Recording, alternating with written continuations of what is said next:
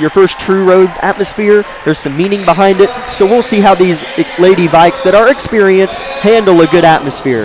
Yeah, you're definitely right. And I mean, as far as having the crowd, the atmosphere, and just the overall feel of, a true high school basketball game, this is the epitome of it. So it's going to be exciting to see how both teams handle this tonight. Starters being rattled off. Randy Blackwell on the mic down by the court for the Lady Vikes. A senior, Brianna Patterson, wears number 3. Number 11, Ashka Patel. She can shoot it. She's a junior. As well as number 13, Sydney Scheibe. She's a junior. She can score from about every phase on the floor. Number 22, Anaya Hinman. She's a junior and a threat to be reckoned with on the defensive end of the floor. And number 32, a junior, Riley Dunley, playing the post. And for Labette County, it'll be Audrey Dewey, Kaiten O'Brien, Ridley Lynn Cherney, Shelby Wilson, and Nevaeh Jones. That's Nevaeh, right? Yep, Nevaeh Jones has her top off. So Nevaeh Jones getting the start, Isabel. I didn't check to see. I kind of forgot, to be completely honest. I see Addison down there suited up. She hurt her ankle, but she looks like she's going to come off of the bench tonight. Both teams in one final huddle. It is red cheerleaders on the left and blue on the right. Altamont and Parsons coming up after tonight's scene setter of Grizzly basketball.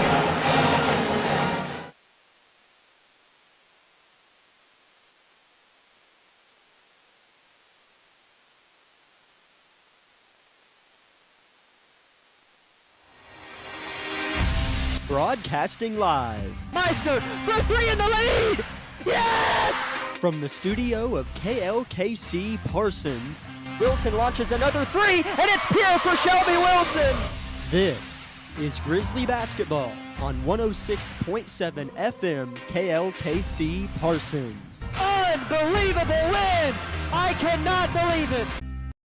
It is tipped around and caught by Audrey Dewey. Isabel, I'm buckled in. Are you? Oh, yeah, I'm ready for an exciting game. Here's Labette County with possession number 1 of the evening. Parsons looking like that's a 3-2 zone or maybe a drop back 2-3. Wilson pulls up from the free throw line and connects. Shot number 1 is good for Labette County. They lead 2-0. And she's somebody, if you leave her comfortable, she's going to make a shot, and that's exactly what happened there. Here's Patel with it, defended by Nevaeh Jones. I think that's Nevaeh's first start of the season, Isabel. Hinman high post, turn and kick. Yes. Patterson. Inside pass and a steal. Wilson up ahead to Jones. Now O'Brien in the far corner. Closed out firmly by Patterson. She'll take a hard dribble and rotate it. O'Brien could have shot a 3. Didn't like the space she was given, but launches it on the catch back and misses, and it'll be tracked. Well, she stopped pursuit, Dunley. She just let it run out of bounds, or Scheibe. It'll be Parsons ball, 2-0 Labette, 59 seconds in.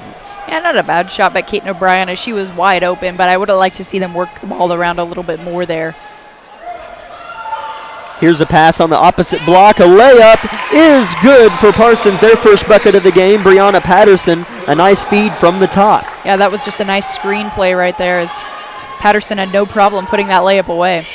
Here's Jones in the corner. She'll take it baseline. A little floaters off the left side. Long rebound in the hands of Nevaeh. Caught it just inside the free throw line. O'Brien launches another 3. Off the back glass, no good. Dewey with the putback, yes! Audrey Dewey crashing the glass, and it's paying off. 4-2 Labette County. As the Lady Vikings don't appear to be boxing out or really clearing a lane for a rebound, so Labette County could get some major buckets off that tonight. A nice backdoor pass. Dunley to Scheibe, and Scheibe finishes. Parsons is really looking nice on the offensive end on those cuts. Yeah, they're very calm, cool, and collected on those cuts. 3-pointer from Jones almost fell in the hands of Audrey Dewey as the tipped ball was created by Wilson, and now it's knocked out of Dewey's hands, and they say it went off of her. It'll be Parsons' ball.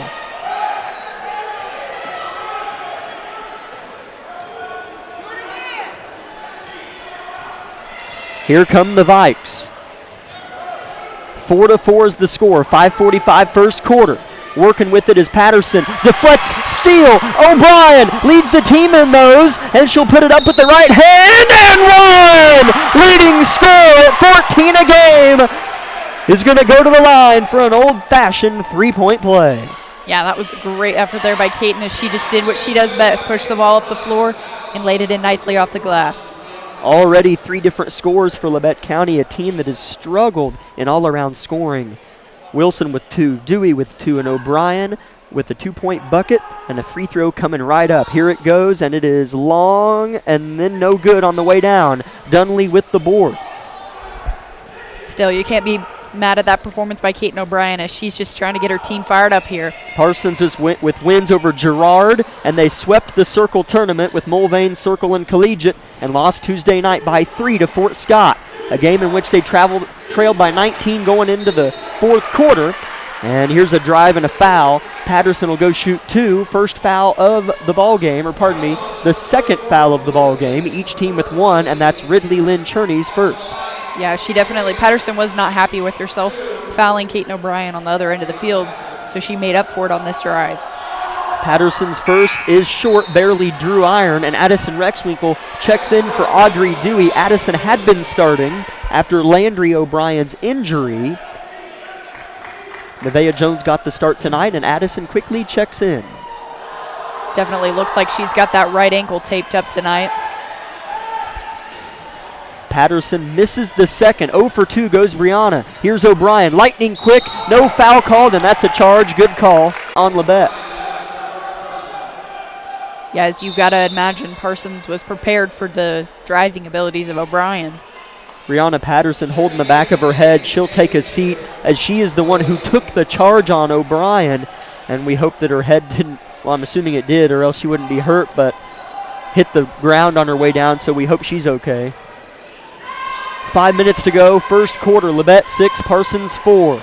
Right wing with it is Scheibe. She'll dump it inside Hinman. Tipped around into the hands of Dunley. Backside block. Heaves it, no good. No over the back called, and then a foul on Wilson. As Hinman went right over the back of Wilson and then went up with it, and they're going to get Shelby with her first foul and the third on Labette County. Yeah, not sure if I... Vollmer wants the over the back. I was going to say that's what I was waiting for, was that call. Ball doesn't lie. Hinman misses the first. Coach for Labette County, Brianna Vollmer, and Pat Scheibe for Parsons. 0 for 2 goes Hinman. Rebound, Lynn Cherney flying in from that left elbow region. Here's O'Brien. Skip up ahead to Rexwinkle. Cut. Ridley off the glass. Good! That was a perfect, she planted her feet, caught the ball, turned, and shot it right off the glass. 4 different scores for Labette County. 8-4. Scheibe trapped inside Hinman with good position, is fouled by Wilson. That's her second. Yeah, she struggled with fouls. That's something we saw even in the first few games. Well, I think against Bonner she was in foul trouble, and then again I think in the first game of the Circle tournament. But to get 2 fouls back to back like that's just unfortunate for Shelby. Hinman makes this one. 4 different scores for Labette County after Ridley's layup. Couple Grizzlies check in. Dewey comes back, and Reagan Roberts gets an early substitution. Dewey a senior, and Reagan a junior. Hinman goes 2 for 2. She's got 2 points along with Patterson's 2. And Scheibe's makes it 8-6 Labette County. 4:20 to go first quarter, but definitely a great start for these Lady Grizzlies. Yeah, they're definitely not being intimidated by Parsons at all, and they're running the ball fairly comfortable. Dewey was trapped but finds Caton on the right side in front of Coach Scheibe, tipped out by Patel, and they'll say it's off for her. It stays with Labette County.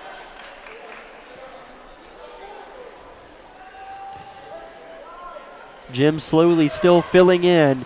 That will be the case, I'm assuming, well into the first quarter of the boys' game. Here's O'Brien getting in between 2 blue jerseys and traveled.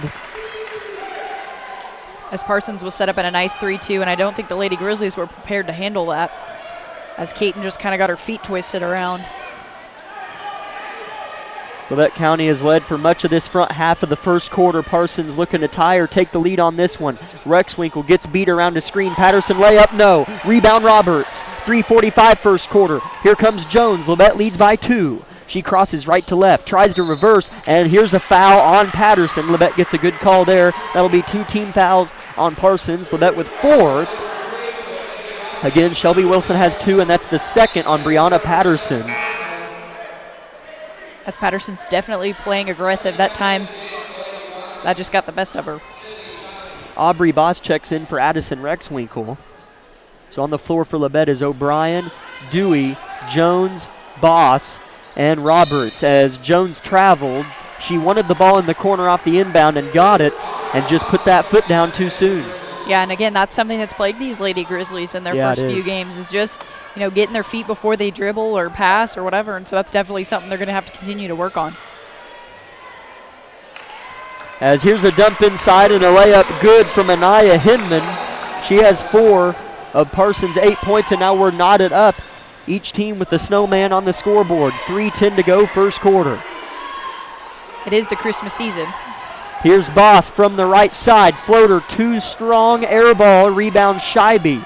Parsons has definitely controlled the pace, I would say. Labette County's played well. Here's a travel on Scheibe. Turnover for Parsons. Very even at about every phase and category in this one so far. As it looks like Coach Vollmer calls a timeout, as Labette County started off strong, got to 8 pretty quick, and Parsons has limped their way back into it. We're knotted up at 8 apiece. We'll take a 30-second break on KLKC Parsons.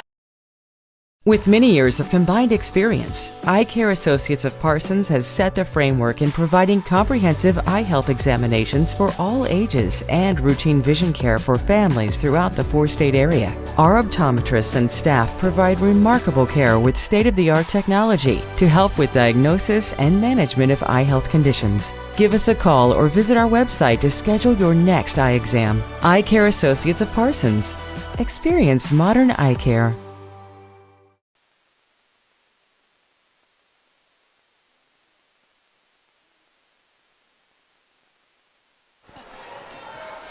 Three minutes and counting, fresh out of a Coach Vollmer timeout. Labette County looking to get back their lead that they have held most of this first quarter. We're tied up at 8 apiece in the Parsons-Altamont rivalry.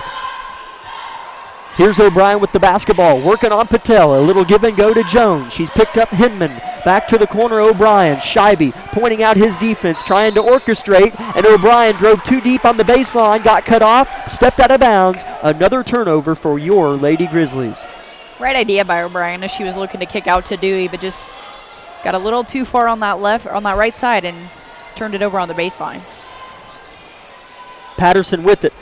Hand off to Scheibe. Quick trigger 3 off balance air ball. Didn't draw anything. Dewey soared for it and finds O'Brien. O'Brien dribbling with her head up. Picks up steam. Has to jump stop. Rotate. Boss fouled from behind. And Aubrey Boss will shoot 2 free throws.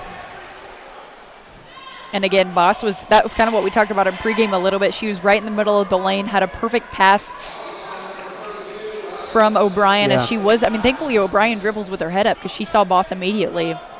Boss makes the first. Nothing but net. Allie Martin checks in. First time we've seen Allie this evening. She replaces Reagan Roberts. On the floor for Labette County's Nevaeh Jones, Allie Martin, Aubrey Boss, Kate O'Brien, and Audrey Dewey. Boss goes 2 for 2. Great free throws there from the sophomore. Yeah, those were pretty, and exactly what Boss needed to do is just step up, knock them down. Here's Patterson with the basketball. A dump inside to Hinman. She's good under there. She's going to shoot free throws. I can tell you right now, by the way the game's going, they want to cycle it around Anaya Hinman on the block. She's already shot 4 free throws. This is going to make 6, and we still have 2 minutes left in the first quarter. Yeah, they definitely are doing a lot of give and go, screen, and then dumping it into her. So I have a feeling we will just continue to see more of that as the game goes on. First one in and out. Hinman will get another crack at it to try to get the LC lead to 1. Misses. Good box out from Aubrey Boss. Boy, the Boss twins are just so smart for sophomores. Yes, they definitely have a high basketball IQ, and I'm excited to see them in the coming years as they have done well for us in the varsity minutes. Here's Dewey with it in the corner. Now to Jones at the top, gives a little shake. Step back from 14, in and out. Boy, did that look good. Jones has played aggressive offensively in recent games. Yeah, that definitely was a good shot, and I thought that was going in for sure. Here's Patel. Nobody's really got going for Labette. Hinman's the leading scorer with 4, but even she struggled a little bit. If she doesn't get to the line, it's an empty possession for Parsons most of this game. Here's a 3-second violation, turnover Vikings. Checking in is Jaden Kendrick for Parsons, second time tonight. Here comes Kaiten O'Brien. Her team has a 2-point lead. Double-digit first quarter. Minute 15. Here's O'Brien. Dewey left side. Defended by Scheibe. Flashing is Martin. Doesn't get it. Now she does. Turns, shoots. I think it was tipped and blocked by Patel. And with the board is Hinman. Yeah, just slightly too hard off the glass for Martin, but it's still a decent shot. Scheibe launches an odd-looking long two and misses. Rebound Lynn Cherney. Scheibe looks a little bit out of sorts right now. 50 seconds first quarter. Martin throws it to Rexwinkle, who cuts and stops. Turns and kicks O'Brien. She'll shoot a floater and misses short. Rebound tipped high in the air in the hands of Patel. And here come the Vikings.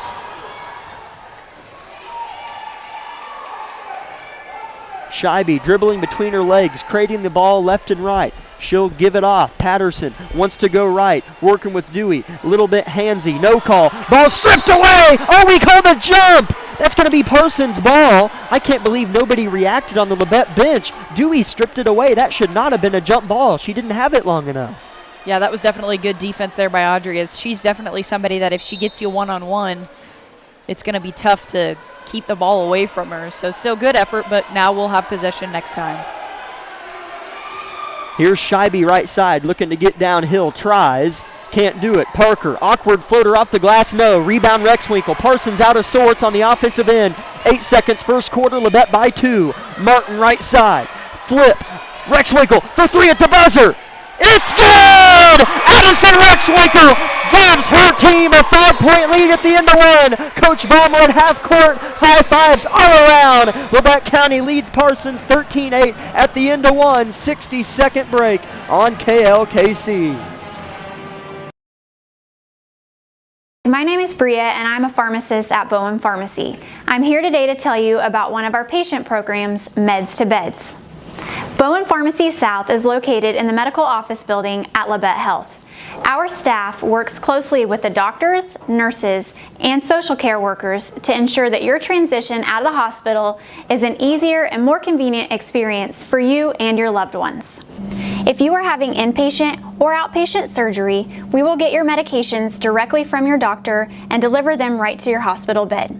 If you are having a baby, we will get your medications or anything else that you may need to get your family home without the hassle of making several stops along the way. Whether you're here for a few hours or a few days, we are here at Bowen Pharmacy and Bowen Pharmacy South to help get you well without any interruption in transition of care. Just ask for Meds to Beds. At Bowen Pharmacy and Bowen Pharmacy South, we are here for you today and we are here for you tomorrow.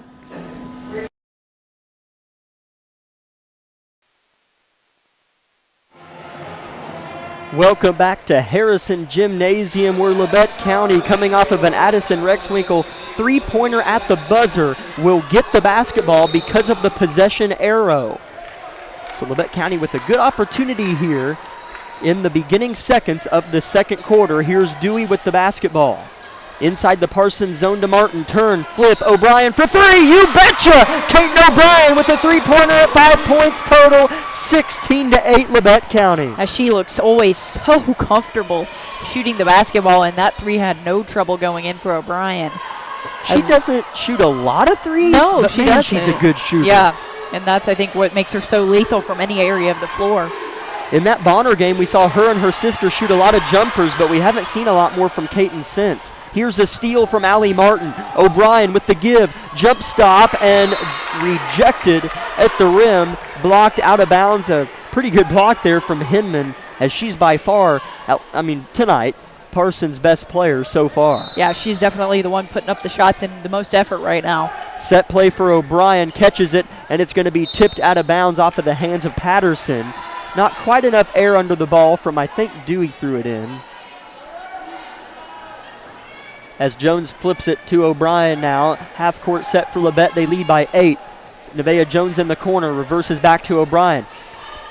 Lynn Cherney touches it in the paint. Here's Nevaeh Jones. Short corner jumper's good. Lynn has come off for Labette County. Timeout, Coach Scheibe. Labette County rolling. 18-8, a 10-point lead over the Parsons Vikings. As it's a 30-second timeout, we will keep it here and thank Labette Health for making tonight's broadcast of Grizzly basketball possible.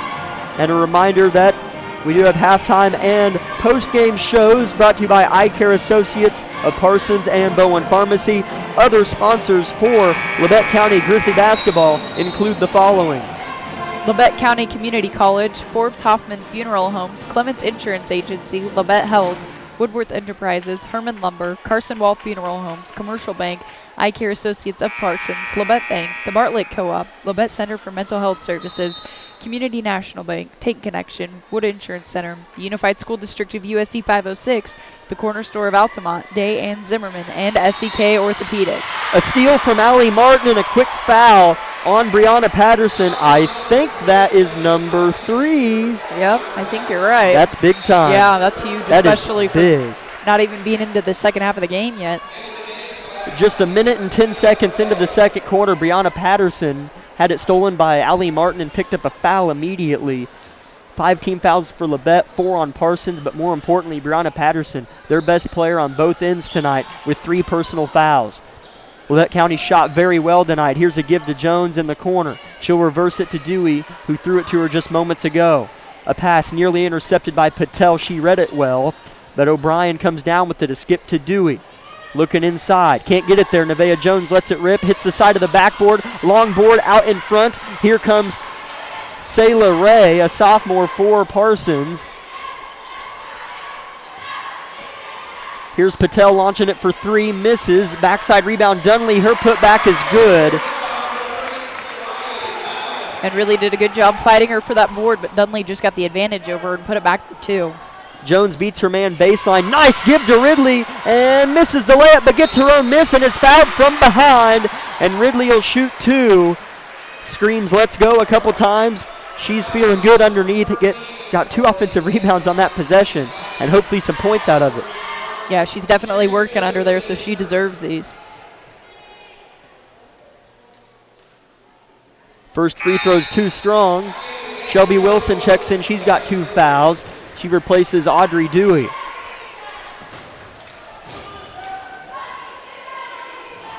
(18-10) Labette County, 5:56 first quarter. Lynn goes 1 for 2. 19-10 Labette County. As Parsons is used to playing from behind, a 9-point lead is nothing to them, especially with 6 minutes to go in the first half. Not really much for any team, but Labette's played well so far. A floater, no, a travel before the shot on Ray. As Coach Scheibe's having to dig into his bench a little bit and get the sophomore Ray, as Patterson has picked up 3 fouls. Labette by 9 in the ball. Martin holds it too high above her head and grabbed it. Hinman did. Yes, that's a dangerous place to hold the ball sometimes, is right above your head, especially in the middle of the lane where Martin was standing. Gave Hinman an easy way to grab for the jump ball. Labette by 9, having to play some defense. They've done well so far. Held Parsons to 2 points in this quarter and 8 in the opening. Here's Patel, a nice looking step back is off the glass and good. And she's someone I remember last year. If you left her open, she was going to make those shots as well, so definitely somebody to watch.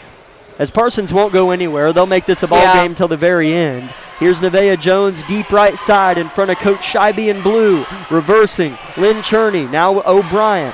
She has 5 points total. Gives it to Wilson, who just checked back in, playing with 2 fouls. They're looking for Lynn Cherney. She gets it. She'll face Allie Martin. Short-range jumper, no good. Rebound Dunley, clears space. And there's no guard there. Now Patel comes to get it from Dunley. As Labette County needs to continue to play defense. I mean, you're only up 7. But if you're not scoring on the offensive end, you need to make sure you're boxing out and defending. Hinman gets a little baby jumper to go. Parsons already within 5. Each team was 6 points in this quarter. Labette County scoreless on their last few possessions. Here's Wilson left open on the left side for three. It's too short, but a foul on the floor, I think before the shot anyways, but the shot might have counted if she made it. Yeah, it seemed like the referee was waiting to see if the ball would go in first, so I have a feeling you were right on that. Wilson missed, so it won't matter, but that's the 6th team foul on Parsons, and that is the 2nd on Dunley. As Lynn Cherney checks out, replaced by Audrey Dewey. O'Brien, the inbounder, surveys, white jerseys weaving. Finds Dewey far corner in front of the growing Parsons student section as Jones is fouled on the ground by Scheibe. As Jones was on the left block, gave a little head fake high, went low, leaned in, and got the foul on Scheibe. That will be a 1-and-1 for Nevaeh Jones, and the 2nd on Scheibe. Yeah, that was a nice play by the Lady Grizzlies as Caton went out to the arc like she was looking for the ball to shoot a three, and it drew Dunley out and enough to get the pass inside. As Jones made the first, and they might have called a shooting foul there because I didn't think it was, but when Jones shot it, no one moved, as if the ref said 2 shots. Jones goes 1 for 2, 20-14 Labette, 4:05 in the second quarter. Here's Scheibe. Scheibe has just 2 points. You have to imagine she'll make a couple, but she turns it over. She tried to drive, touch the paint, wanted to kick it out, tripped over her own feet, if you will, and turned it over. And that's just unfortunate because normally she's somebody that's a huge facilitator for this team, but right now she can't seem to get anything going. We'll see if averages prevail with Scheibe. She'll probably hit some shots later, as she should. Good ball player. Here's Wilson at the left elbow. Weird pass to Dewey, but she corrals with the right paw. 3:40 first half. Labette by 6. Left hand flip.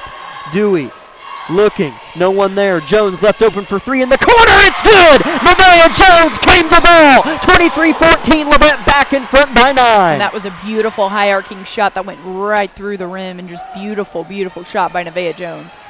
As a lot of people might not think of Nevaeh Jones when they are sitting there thinking about Lady Grizzly basketball, but they will, as Nevaeh Jones got the start tonight, and she can shoot so well and forces, I'm going to call it a turnover, as she forced Sydney Scheibe to shoot a running floater so high it barely hit the top of the backboard, as that's a turnover on Parsons. Nevaeh Jones takes a seat. Man, were those good minutes from the starter tonight. Yeah, she's definitely proved her worth to this Lady Grizzlies team tonight, and I have a feeling she won't be going away anytime soon. Across half court goes Labette. Martin on the left elbow as Rexwinkle replaced Jones. Labette County in their home whites with red numbers. Parsons road blues with white numbers and gold trim. Entry pass to Wilson. Fouled from behind. That is Dunley's 3rd. So that's Dunley with 3 and Patterson with 3, who's been on the bench for Parsons. And Wilson will shoot a 1-and-1. Yeah, as Wilson was kind of posting up there on that left block, and Dunley just kind of reached inside of her a little too much for the ref's liking. As it's really filling up here now. Yeah, I keep looking up every once in a while. There is almost not a seat in this place. Wilson's front end is good. That was a big front end because now you get it to 10 with the chance to get it to 11. Yeah. And you prevent Parsons from potentially getting out and running off of a long rebound. We'll see if Wilson can go 2 for 2. Flatter shot, but it goes. Wilson with 4 and Labette with an 11-point lead. Isabel, big time 240 here. Yeah, this is huge because this sets the tone for going into the locker room in the second half. Scheibe launches a 3 off the glass. No. Rebound Dewey. Hanging around trying to get the board on Dewey was Kendrick, and a travel on Caton O'Brien. I didn't quite see what happened. She kind of jumped. I think she got confused, I think, in her head of if she was going to keep dribbling or passing the ball, and she jumped up a little bit, and the second she hit the ground, she knew what she did. So just an unfortunate turnover there by Caton. Labette's outscoring Parsons 12-6 in this quarter. Huge 2 minutes and 20 seconds here.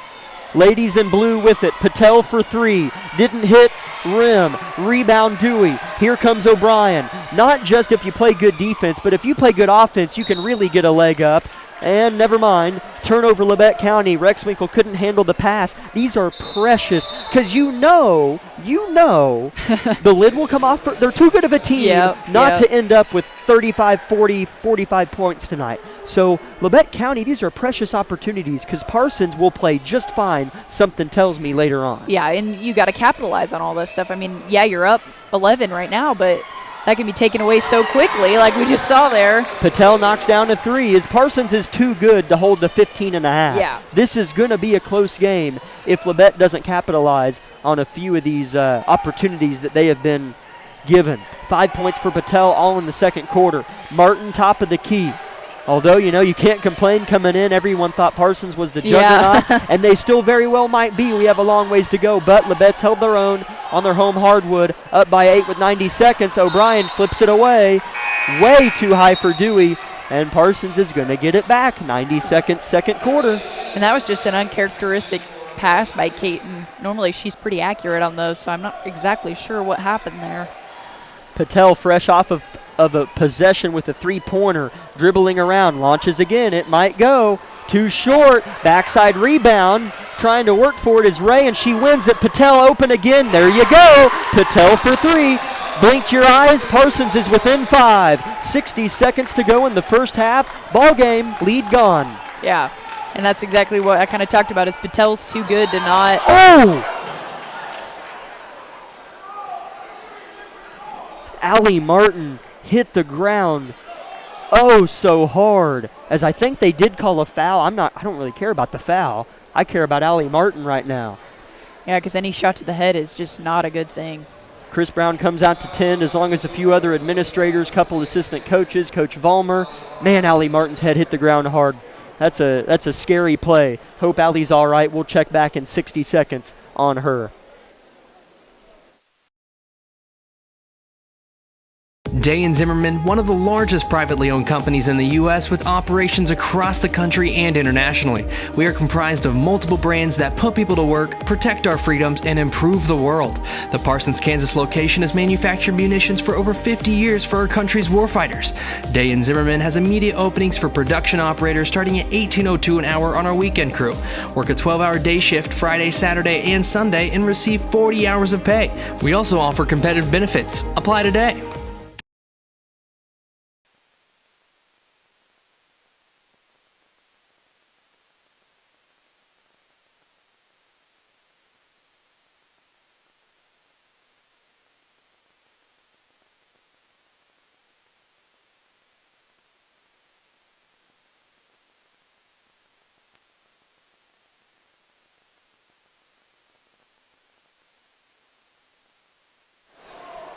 Allie Martin walks off under her own power. Man, is she tough, as she's going to go get evaluated. As there was a foul called, so Shelby Wilson is going to shoot a 1-and-1. We'll try to get an update for you on Allie Martin if we can. Hope she's all right. Wilson makes the front end. Man, her temperament, she's just so calm, Shelby. Oh, yeah, she definitely, you don't see much emotion out of her, which is surprising because she is a very big role in our theater program and is very talented in that. But yeah, on the basketball floor, calm, cool, collected, not much aggression, not much emotion. Yeah. She just goes out there and plays basketball, which is all you can ask from a player. Made both free throws, and she's replaced by Reagan Roberts. Labette, those were two big free throws because you take it from 5 to 7, get a couple defensive stands. Worst case scenario, you're up 7 at the break. Patel, back-to-back threes. She's going to want another. Defended by the junior, Caton O'Brien. 40 seconds. Parsons gives it up. Scheibe, another good shooter. Drives, shoots, misses long. Rebound, Lynn Cherney. Here comes Caton O'Brien. We'll see if they go 2 for 1 or settle. O'Brien, jump stop, turn around, give. Lynn Cherney. Roberts launches. Roberts hits! The junior, Reagan Roberts, gets the Labette County back up by 9. Big-time defensive stand with 20 to go. And if you're Labette, if you're the Lady Grizzlies here, you have got to, make it work for you. Get the defensive stop here. Don't let them get the last shot.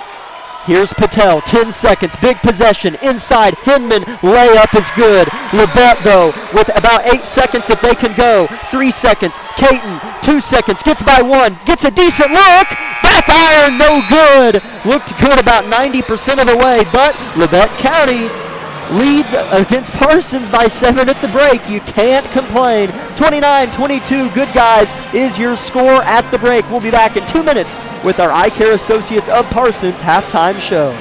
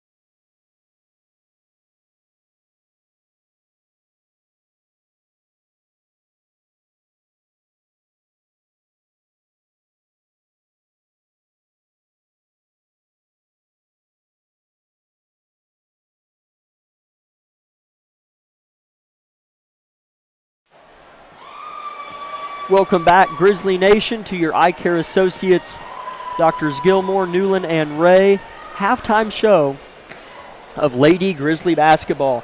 Jack Leak with Isabel Redford and Lucas Hayward on the live stream, KLKC Sports on YouTube. Lady Grizzlies lead the Lady Vikes 29-22 at the halftime break. Isabel, we did some digging, and against Independence on Tuesday night, Labette County had 8 points in the first quarter and 2 points in the second quarter, giving that a 10-point halftime total. But tonight, nearly triple at 29 points with a 7-point lead over the 4-1 Lady Vikes. Yeah, that's huge, and we even talked about that. We talked about this even before game. Offensive production had to go up in order for them to stay with and have a chance at this ball game, and that has so far been proven. So very, very good performance by the Lady Grizzlies in quarter one and quarter number two. Leading scorer for Labette County was Shelby Wilson with 6. She went 4 for 4 from the free throw line. Both of them were 1-and-1s. Yeah. And those were big, especially the last one, because if Shelby misses the front end, it's either 27-24, assuming Parsons may have scored off of it, or the score now 27 if she missed to 22. So, those were big free throws from Shelby Wilson. She has 6. Nevaeh Jones has 6 as well. She was big, started the game tonight. O'Brien has 5. Lynn Cherney has 3. Audrey Dewey has 2. Reagan Roberts hit a big jumper to get it to 29. She has 2 points. And Aubrey Boss has 2 free throws as well. Allie Martin again went out. Her head hit the hardwood. We hope she's okay. She went out of the game. Hope to see her back. Or if not, if that means it's the best case for her to just remain out. For Parsons, they have 22 points total. Ashka Patel hit back-to-back three-pointers, got Parsons within 5 before they stretched to 7. She has 8 points. Anaya Hinman has 8 points as well. And Brianna Patterson has 3 fouls and 2 points. And Dunley, it's Riley Dunley, with 2 points and 3 fouls as well. And Dunley and Patterson are 2 of the more physical players for the Lady Vikes. So fouls in the first half went Labette County's way. The foul count was close, but Labette County got put in the bonus. I'm not sure Parsons shot a 1-and-1 free throw. They were all shooting them. Yeah, I don't believe that we got to that point where it was. I think we were at 5 or 6 team fouls on the Lady Grizzlies. So, yeah, Parsons did not go to the line other than for shooting fouls in that first half. And credit Labette County. They were a little bit more aggressive in terms of the driving lanes, especially baseline. But they did turn it over quite a bit. Kaiten O'Brien had to travel and just tried to drive baseline, stepped out of bounds. A few of those things got to get cleaned up. But again, Parsons did that stuff as well. So you look back over the course of the first half and you think, man, we could be up 12.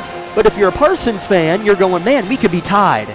So that was a really good, fun to watch, fairly even. Labette County play a little bit better than Parsons, obviously, but it's going to be a good second half. Yeah, it definitely will be. And like you said several times over the first half, Parsons is a good team. They're not going to go away. So I know Coach is just saying, just because you're up 7, just because, you have that lead, doesn't mean it can go away like that. And so I know that they're going to want to, come out, set the pace themselves, run the ball, do the transition offense they know how to run so well, and just kind of keep their foot on the gas because they're in a good position right now. I would say if we were down 7, that'd be a little more of a kind of a hump to get over, and we wouldn't like that position. But we don't want to get in. We don't want to get into that position, or we don't want to lose the ground that we have. So it's definitely going to be interesting to watch how the Lady Grizzlies, kind of come out of this and continue to work on defense, because they have done a good job of shutting the Lady Vikes down, and the Lady Vikes have had trouble getting going. And if they can keep guard Patel, because she's getting hot. She's made those 2 threes pretty late in the second quarter. But if they can kind of watch her, watch Shivey, watch Hinman, then I think they have a pretty good chance of closing this game out. Yeah, as sometimes people like to say, I'd rather be maybe down 7 at the break because the pressure isn't really on you, and once the momentum flips, it's on, and then you're going at the right time, head of steam. But that might be how Parsons would like it. Parsons might rather be in the position they are now. Yeah. They were down 19 in the fourth quarter on Tuesday night and lost by 3. And if I'm not mistaken, I don't know the numbers or the box scores, but in that circle tournament, they had a couple where they were down. That might have been the boys' team. I apologize. I don't really remember, but I know this Vikes team likes to play from behind and have to get after it a little bit. But I agree. This is a Labette County team that I don't think would I haven't seen that grit from them yet. If they were down 7, I think I wouldn't like our chances at all. So I think that they might need that. I'm not going to call it a cushion because I think they're good enough to keep the lead, but I don't think this is a team, at least from what I've seen so far, that would enjoy that grit and that tough road to come back from 7 down. You know, I haven't seen that from this team yet. I think agree. they would rather play with the lead. Yeah, I saw it a little bit at Bonner. Granted, that lead was kind of too wide, but I saw them play, you know, with that hustle, with that, even when they knew that their win wouldn't be in their grasp. So I know that it's there. I know I've seen it a little bit, but in some of their more recent games, when they've been down, it's kind of like, we're down. Like, I'm not really going to try as hard. And so I hope that having that cushion, 1, helps, but 2, kind of keeps them motivated to keep working hard, because I know all these ladies can, and I know all these ladies perform well when they are all working hard. So hopefully we see that out of them in the second half. First couple minutes of the third quarter will tell a lot in which direction this game might go, but heck, Isabel, this might be one that comes down to the last minute, regardless of what the third quarter looks like. It should be a good one. 29-22, Labette County on top at the halftime break. We're a minute 30 from the beginning of the third quarter. We'll start with the 60-second timeout. This has been the Eye Care Associates of Parsons halftime show on KLKC Parsons.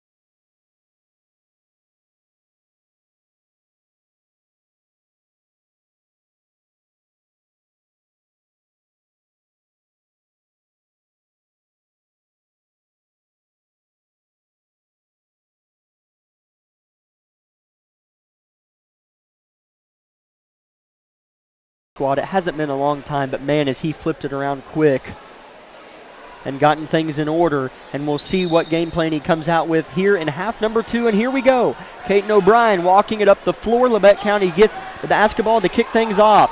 As here's some miscommunication as Wilson cut and Dewey threw it right to her, but she wasn't paying attention. Here comes Parsons quickly the other way. Scheibe with the basketball. Yeah, as miscommunication like that can be costly, so we'll see how Labette County recovers. As I don't know how that was a foul, but anyways, Hinman drive, had it stripped by Dewey, and that's going to go, okay, that makes more sense. It's on Ridley. Okay, yeah. So shooting 2 is Anaya Hinman. Hinman will shoot 2 here. First free throw's good. She has 9, leads all scorers on the floor. As I was just getting ready to say, she is their offensive production as she puts her second free throw away now for 10 points. 29-24, another turnover, Labette County. 30 seconds in, Parsons is up 2-0 on Labette County, and Labette has 2 turnovers, and Parsons has the ball. Here's Brianna Patterson across the LC paw. Comes off a screen, gets to the rim, shoots and misses short. Rebound, Lynn Cherney. Nearly threw it to O'Brien too quick, but she got it anyways. Here comes Caton. Quickly, cradles off the glass, and it rolls off the front of the rim. I thought that was going to fall. That was a tough shot, and tipped out by Lynn Cherney. Here comes Parsons. Yeah, the shot definitely looked good. Just a little too much power there by O'Brien, but Labette County needs to get something going here, because every time the Vikings have the ball in their hand, that's... Scheibe's going to dump it inside to Hinman. She'll turn, shoot, and score. Wilson's had a tough time on Brianna Patterson, or Hinman, right? Yes. Yeah, okay, sorry. Hinman. Sorry, no. I've got them mixed up all night long. She's got 12, 29, 26. Bingo, 3-point game, and Labette has 2 turnovers. Instantly.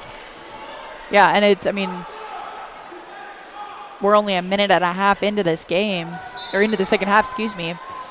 And this is, it's huge how much the momentum's flipped.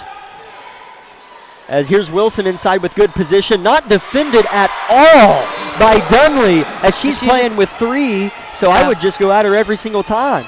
She just stood there and kind of let Shelby have the free bucket. Wilson was like, what's happening? Yeah, she kind of was, I think, got her confused there for a second as she took a power dribble to reposition herself. Here's Dewey right in the hip of Patterson, and a 3-second violation on Dunley, turnover Parsons. So the lead back to 5 for Labette and the basketball, so calm down. You can get it to 7 here. Yeah, I was going to say, they just need to, calm down, let it play out. Pass over the top to Nevaeh Jones. Played a really nice first quarter. Here's Wilson at the top of the key. Gives a little shake on a 3 and rotates it. Here's Jones open in the corner.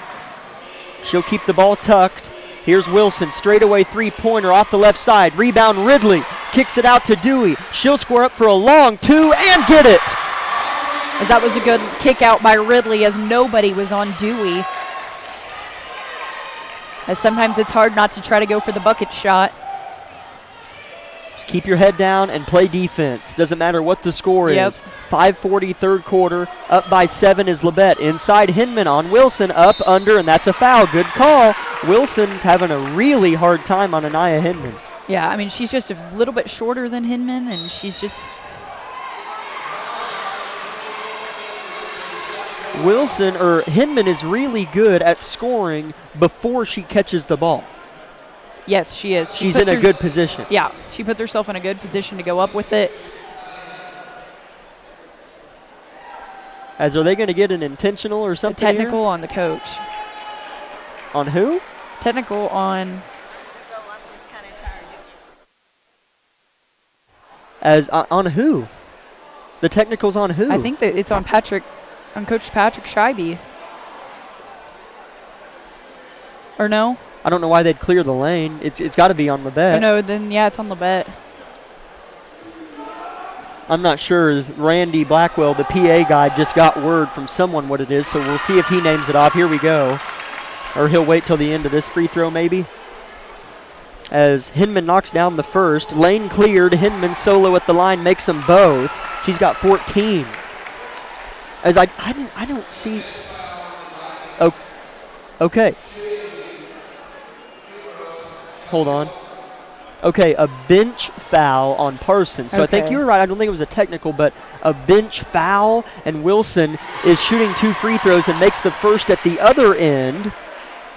It should be Labette's ball after this. So 34-28. Wilson makes them both. She is 6 for 6 from the line and has 10 points. That's impressive. It is Labette County ball. So it was a normal foul on Hinman. She shot her free throws. Then there was a bench foul on Parsons. Shelby shot her 2 free throws, and here's Labette with the basketball. 35-28, back cut from Jones, underneath, off the glass, backside rim rather, no good. Rebound Lynn Cherney, how she got it, I don't know. Goes right back up after her own miss, and misses again. Good effort, just fell short there for the Lady Grizzlies as they got 2 offensive rebounds, but still ended up with no points. 3-pointer is too short. Good box out from Ridley. Shot was put up by Patterson. Here comes O'Brien up ahead to Nevaeh Jones in the short corner. Pull up is no good. Backside rebound fought for. Is that Allie Martin? Allie Martin's in the ballgame. How'd we miss that substitution? I don't know. It must have happened during the bench I think so. warning and all that. As checking in is Jaden Kendrick. She replaces Dunley, who's played a bit fearsome with those 3 personal fouls. 5 minutes and counting. Parsons with the ball. A long front half of the third quarter ticking away in Altamont. Labette 35, Parsons 28. Right underneath they go. Hinman turns, shoots, scores. And still, though, Allie and Ridley had a good box out on that shot. They were ready for the rebound. Here comes O'Brien crossing. Gets by 2 defenders. 3, and makes the layup. Timeout, Coach Vollmer. I don't mind the timeout. You got to assess where you're at. You have to defend Hinman. That's the 7th point for Caton. 37-30, Labette County. They got to stop Anaya Hinman. 30-second timeout on KLKC Parsons. V93.5 is your home for the best variety of the 80s, 90s, and today. Get your day started with the Anna and Raven Morning Show. You're the judge during couples court. The couple share their disagreement, and then you decide who's right. Think you know pop culture trivia? It could pay off, and you score the cash jackpot when you play Can't Beat Raven. Krause in the House gets you home every weekday afternoon starting at 2. Stream us anytime, anywhere at KLKCradio.com.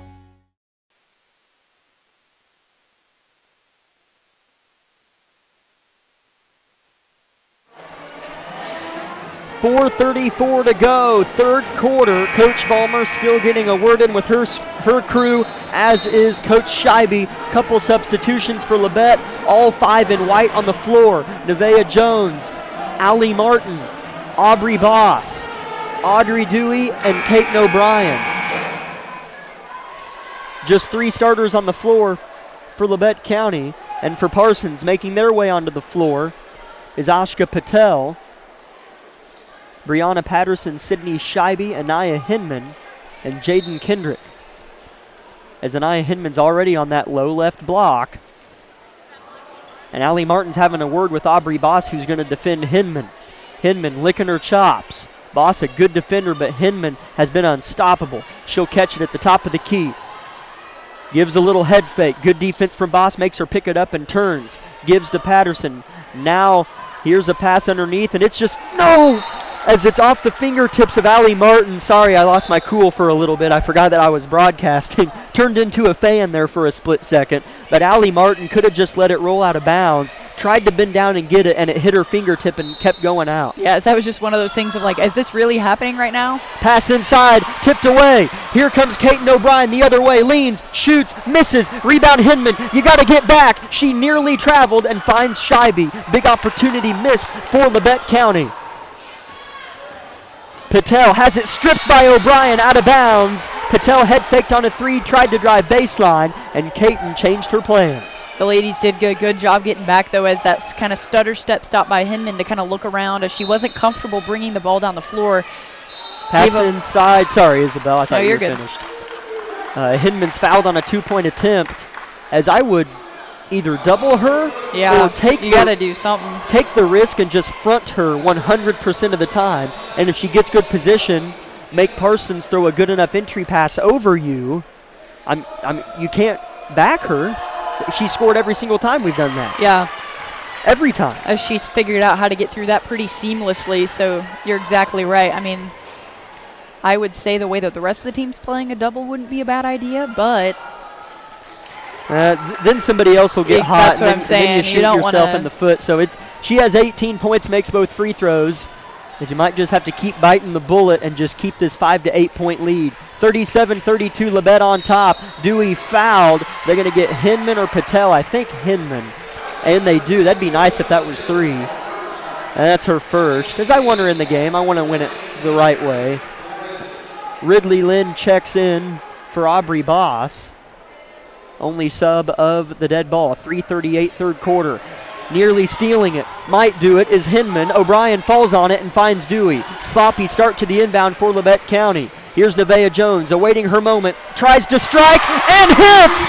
40-32 Labette County. Nevaeh Jones was perched in that right wing. Was patient, and ripped. That was a deep, deep 3 from Nevaeh Jones. What a fun shot to watch. We had a good angle from it up here. Patel looks to respond, misses short. Fighting is Parker and Lynn Kendrick, and Lynn Cherney wins it off of Kendrick out of bounds. Labette County ball up by 8. Big possession. You can go up double digits with 3 minutes left in the third quarter as we have a timeout. Coach Scheibe of Parsons. It's a 60-second, so we'll take 30 seconds on KLKC Parsons. Everybody is different. Some get injured, while others simply wear down. Whether it's on the court, on the field, or at the gym, Labette Health's orthopedic and sports medicine team has the training and skill to repair, restore, and renew. We share the same goal, and together we'll write your comeback story. For more information about Southeast Kansas' leading orthopedic and sports medicine team, go to LavetteHealth.com.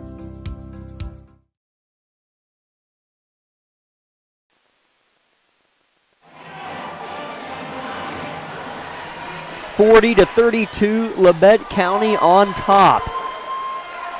3:09, quarter number 3. It'll be Labette County ball out of a Coach Scheibe timeout. Labette County with 3 team fouls in the second half. Parsons with 2. That's kind of nice. Those fouls haven't had a huge play yet into this half. Just kind of letting them play some basketball. Parsons has 10 points in the third quarter, and Anaya Hinman has every single one of them. Here's Lynn Cherney, dump inside to Jones with position this time, goes up and misses. Oh, so close. And it's going to be off of Dunley as Martin was fighting down there with Riley and wins it. And Labette County will inbound under their own goal, but Nevaeh Jones is playing loose, having fun, and she's just reacting. She's not thinking, and that's the best way to play. Yeah, you can definitely see it in her expressions. She's just enjoying it right now. Set play for her. She's open. Left wing 3 is too short. Long rebound. Dewey off of her. Out of bounds it goes. It'll be Parsons' ball. I love the set play there. Yeah, that was still a really good shot by Nevaeh. You'd love to see, but still nice inbounds play from Labette County. You have to imagine Parsons might pop off a 5-7-0 run. Yep. So you handle it. That's what it's all about. Hinman underneath scores. I think she has every single point Parsons has scored tonight. 40-34. Here's Nevaeh Jones. She'll find Lynn Cherney. Held it too high, had it stripped, but gets it back. Turns and finds Jones off of her shins on the deck. Jones tries to avoid the jump ball and can't. It'll be Parsons basketball. But Labette County on that possession, Isabel, the way to describe it was playing like there was a defender in their face the whole time, and there wasn't. Yeah, they just kind of panicked there for a second. And thankfully, I mean, you don't really want the jump ball, but you prevented a Parsons transition to the other side. Dump inside, Hinman fouled and one. And that time they were double guarding. Allie Martin and Ridley Lynn were on her.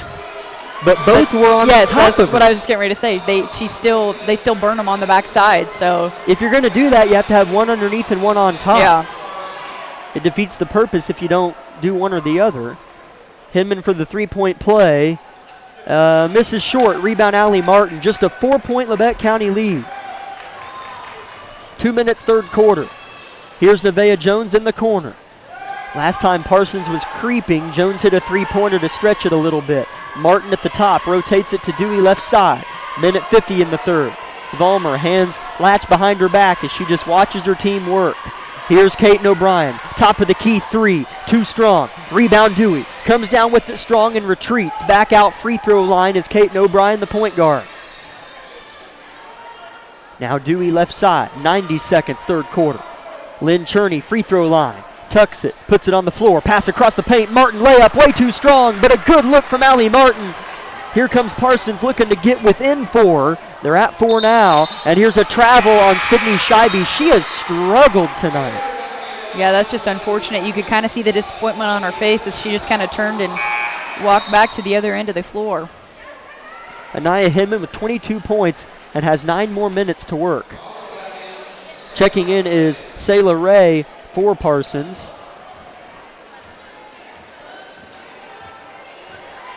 Minute 15, here's Labette County throwing it away. Turnover through the hands of Nevaeh Jones. Labette County's flirting with a tied game. Yep. I mean flirting, like they're in love with it. Yeah, it's definitely, I mean, they're going to have to, you know, just as much as they're pulling up on defense, they're going to have to make something work on offense. Otherwise, Parsons is going to eventually whittle this down. As O'Brien's going for the steal on Patel, she'll turn, shoot, air ball, and it's out of bounds. Not the best shot from Patel as she has hands on her hip, head tilted a little bit, looking at her bench. 54 seconds on the clock in the third quarter. A 6 to 8 point lead feels a lot better than a 4-point lead. As here comes O'Brien walking it up. Aubrey Boss in the game for Labette at the left elbow. O'Brien, head down. Rexwinkle just checked in as well in the corner. Here's a pass inside, tipped away by Hinman. She's done it all. Here comes Patterson. Scheibe tells him to go. 35 seconds. Down by 4 is Parsons. Here's Patterson, picked up, throws it inside over the head of Hinman. Has to track it down, and her foot was on the line. That's a big turnover forced by this Labette County defense. Yeah, as you could tell, Parsons was trying to get something to stir up, and you thought there for a second it would. because no one was on the backside block if Hinman had gotten a hold of that ball. A good finish is coming up in about 15 minutes, Isabel. Yeah. In real time, not game time. We don't have 15 minutes left of game time, but it's going to be a good fourth. Here's Labette, a big 15 seconds left. They lead by 4. Third quarter. Here's Dewey right side near the student section. Swamped by Patel. O'Brien left open in the corner. Too strong. Didn't fall off the second bounce. Rexwinkle gets it. Now it's on the floor in the hands of Kendrick. You don't want to foul as Parsons is going to try to heave it and can't get it there. So Labette County is going to go into the fourth and final quarter with a 4-point lead over their rival, the Vikings of Parsons. A good one is in store from Altamont. We'll talk soon in 60 seconds on KLKC Parsons. My name is Bria and I'm a pharmacist at Bowen Pharmacy. I'm here today to tell you about one of our patient programs, Meds to Beds. Bowen Pharmacy South is located in the medical office building at Labette Health.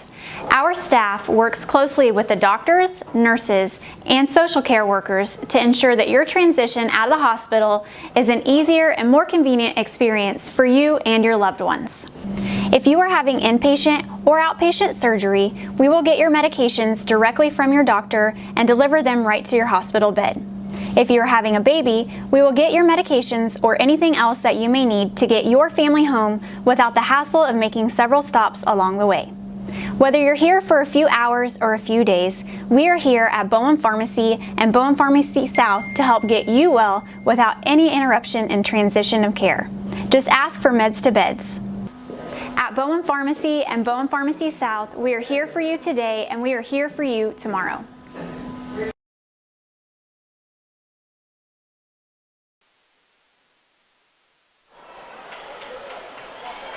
Harrison Gymnasium filling in, and I mean it. It's one of those games where there's seats left, but you walk in and you're looking for a spot to sit with your family and you think, oh man, we're going to have to look for a while tonight, as it looks full if you look from certain angles, and it about is. Here's Dewey, gives it to Lynn, dump inside to Shelby Wilson, back in the game, and she's fouled by Ashka Patel. As Coach Scheibe doesn't like that foul, and some fans behind us don't either. But you can't blame them. It's kind of a questionable one. It was. O'Brien inbounds over the top to Wilson. Here's Nevaeh Jones. She'll let it rip from deep. It looked good, but it was too strong. Rebound fought for. Dewey saves it, but her foot was out. Blue basketball. It's still, again, not a bad shot. Just hit right off the back rim for Nevaeh. 20 seconds into the fourth quarter, Labette holding on to a 4-point lead. They were outscored 14, and we have a foul going the other way. Ridley Lynn emphatically jogs the other direction. It might be on Hinman. It is. That's only her second, but still, that's big.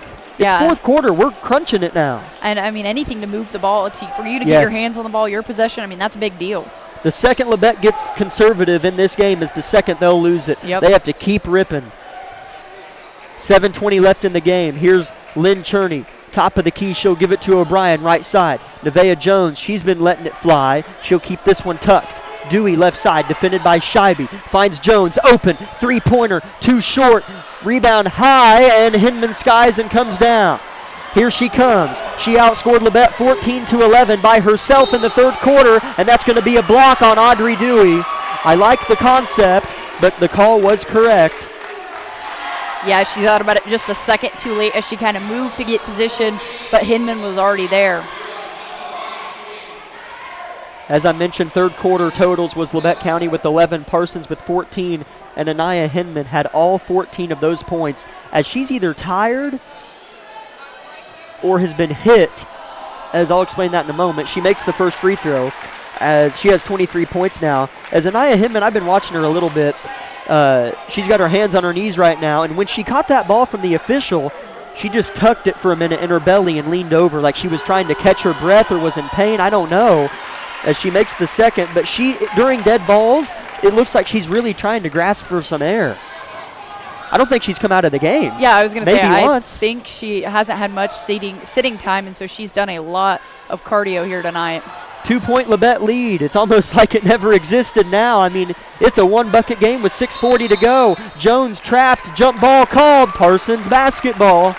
We knew it would come down to this, and it did. Yeah, it's definitely going to be a close one here. And, I mean, that's the one thing, though, is Parsons is just looking tired. They are. I'm not saying that in a negative way. No, it's they just are. something about it. Jones gets her hand on a half-court pass intended for Scheibe, who's looked a little bit sluggish. Just one of the better ball players on this team, and a lot of nights is. She's definitely an outside shooter, so I'm surprised we haven't seen more of that from her. As here she comes, and it's stolen away from behind by O'Brien. Scheibe throws her hands up in the air, looks at Scheibe in disgust, bounce pass to Dewey, gets up under and is rejected by Hinman. Boy, did Anaya come to play. And again, despite, those signs of exhaustion and wear, I mean, she's still going in and making plays, and that's huge. O'Brien throws it in over the top to Audrey Dewey. On the floor with her is Lynn Cherney, Wilson, O'Brien, and Jones. Hinman working hard on Dewey. Hinman doesn't look tired. Dewey nearly traveled. Ball is on the deck. We need a jump ball, and we get it. I thought Parsons was going to be able to rip it away. Scheibe down there on the effort. It stays with Labette County.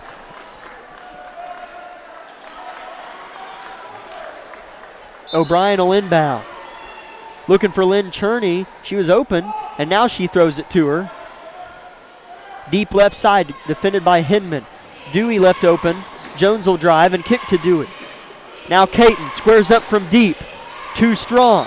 And a foul on Parsons underneath. That'll be the 5th team foul on Parsons. Each team with 5 team fouls. And they are going to get Ashka Patel just her second. She had an 8-point second quarter and hasn't scored since, but those 2 threes were big for her. As Wilson is fouled by Hinman.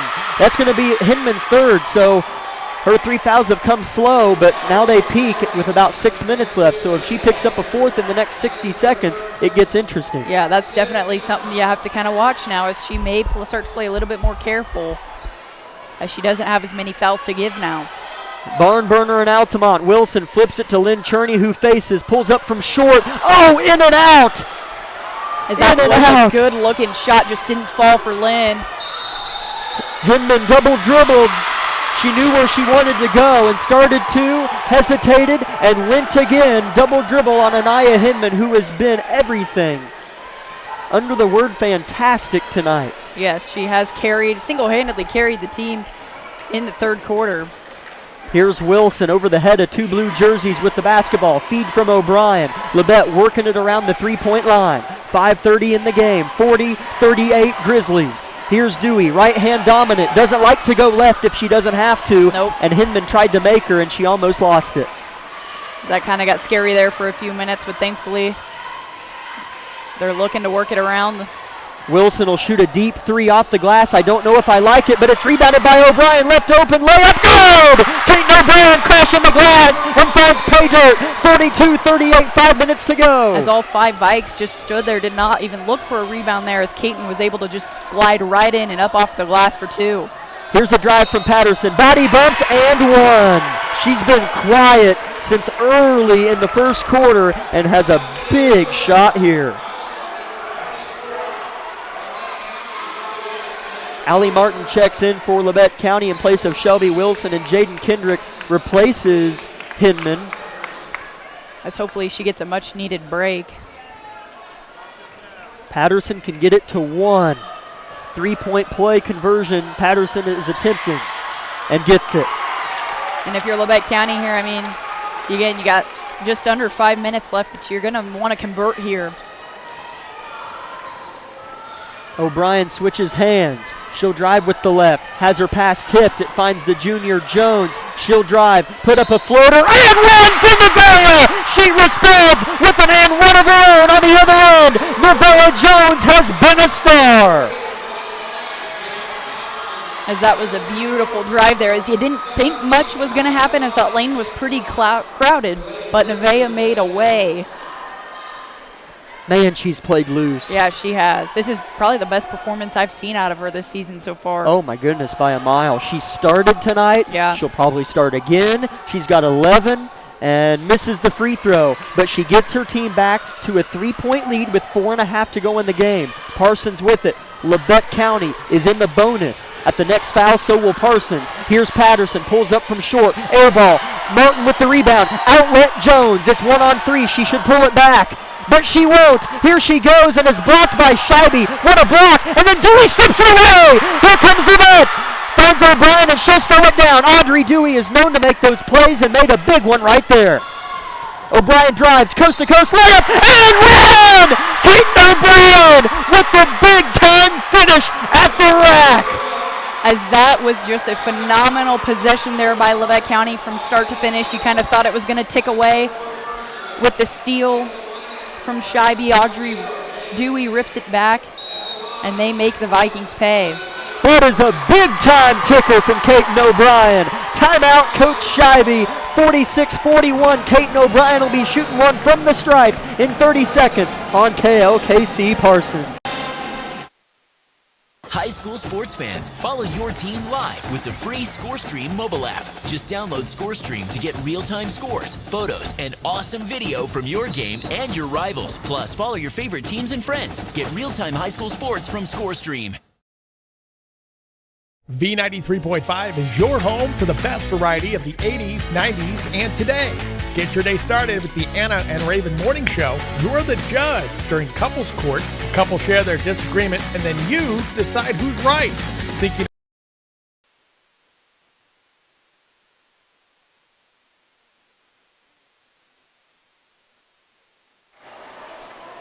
Keaton O'Brien has chipped in a little bit each quarter. She had 2 points in the first and the third, 3 points in the second, and 4 here in the fourth, coming off of a huge and one. And she'll make the free throw, but it was all set up by Audrey Dewey after Scheibe got a block and steal. Yeah, and Levette County's now going to pressure a little bit more. Looks like a press. I don't mind it. Yeah, I don't either. I like the ball pressure. Pass over the top, intercepted. I love it, Coach Vollmer. What a call. 4 minutes and counting. Lead by 6, and a foul on Hinman. That'll send O'Brien to the line. Puts the ball on her hip and claps it away.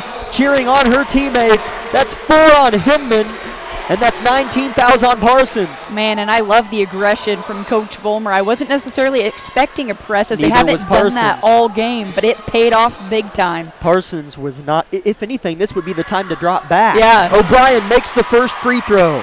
6 points in the fourth for Keaton O'Brien. Man, that's a good call. That's a good call to do that full court press. Second, money, 49-41. Levette County let Parsons slowly creep in it, but that has been negated. An 8-point lead. It is right back to. It wasn't even that at halftime. Ball is on the deck, picked up by Patel. Here's a half-court set. Entry pass Hinman. Gets up and under Lynn, and that's going to be an and one. What? If anything, that's an on-the-floor call. I don't know how it was a foul. Vollmer doesn't like it at all. She pointed at the floor first, and then I don't think she agreed with it at all. But as Ridley just kind of went straight up, Hinman picked up her dribble, stepped around Ridley, and I feel like the only reason they called the foul is because it looked awkward. Yeah. Man, that's weird. This is a great referee crew. I recognize most of these guys. So that gets it as she makes the three-point play. As you can't let something like that rattle you. It's early. Yeah. 49-44 Levette, 3:30 in the game. Here's O'Brien. Long skip pass to Reagan Roberts. Entry pass intercepted by Hinman. Got to be some nerve-wracking minutes here for Reagan. Yeah. As you're playing in a very fast-paced game, sometimes nerves will get the best of you. Here's Patterson in the corner, defended by Dewey. Parsons is going to be aggressive. She misses a layup strong. What a box out from Martin. Allie Martin put her butt into Hinman's chest and backed her up nearly to the baseline and snagged the board.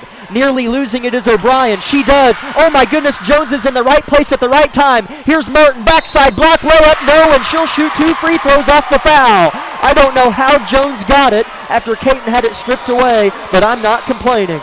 Yeah, the yellow guardrail that runs right in front of us perfectly blocked my view from Nevaeh, so I had no idea she was there. And I thought we lost that ball, but good effort there by Jones. Martin's first free throw is good. Martin, in the first half, hit the deck hard. Very hard. She got evaluated by Chris Brown, and now she's back. And checking out is Reagan Roberts, replaced. Did Shelby come in? Yes. Yes. Second from Martin, big, hits it. 51-44 Levette with 3 to go. Still picking them up full court. as the a skip pass or a pass from Patterson back to Hinman hit the rim, but Patterson got it back. Man, you can cross that off your bingo card. Here's Scheibe driving. She's fouled, and that's a block on Audrey Dewey, who lays there in snow angel formation on the floor and just smiles. Yeah, she definitely wanted the charge call on that, but I think, she shows her hand to Vollmer. It's just 2 personal fouls, so with 3 minutes to go, that's not that big of a deal. Scheibe with just 2 points tonight at the line. Her first free throw is good.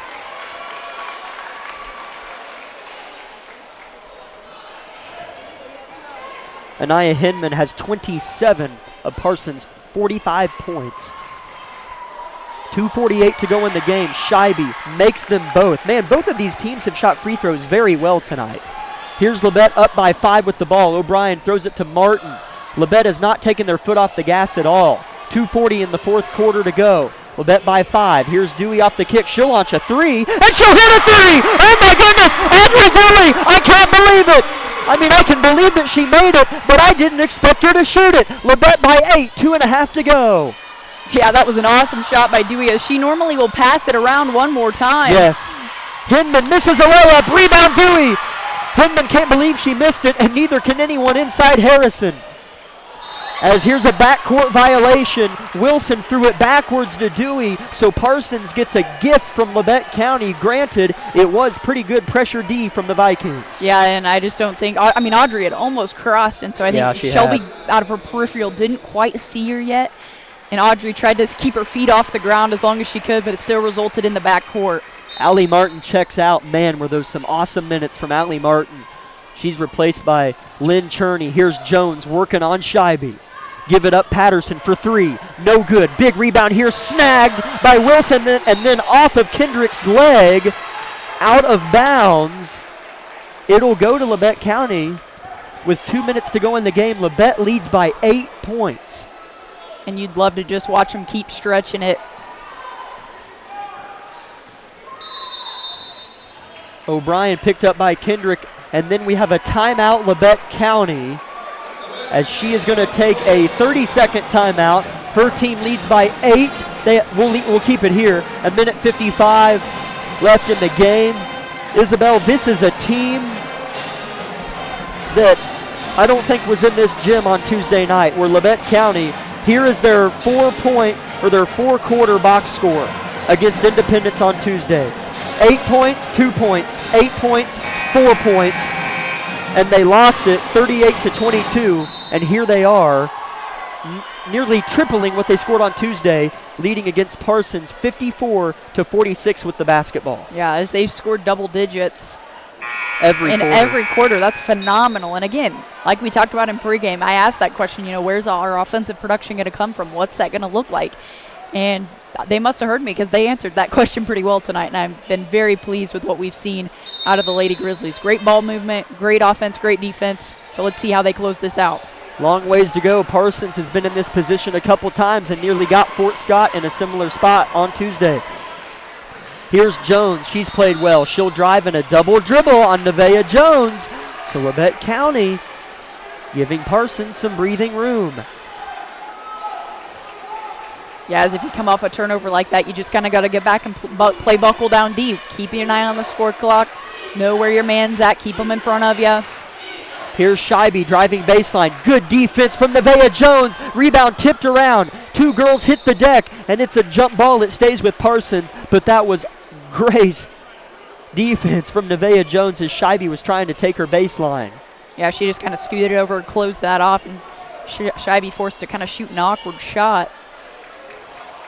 89 seconds left in the game. Labette 54, Parsons 46. Entry pass right back to Scheibe, the inbounder, defended by Jones. Look at that defense. Here's Patterson. They're looking for Hinman. Ridley's working hard and steals it. Ridley Lynn working hard on Hinman, who's got 27, steals it away. Labette by 8 with the ball in 1:15. And that's got to feel good if you're Ridley, as Hinman's just gone off on you all night long. Wilson for 3, left side off the kick. Long rebound out in front. Nevaeh Jones looking like she might get it. Now it rolls off of her leg, and Dewey hits the deck. Jump ball called. Labette County basketball.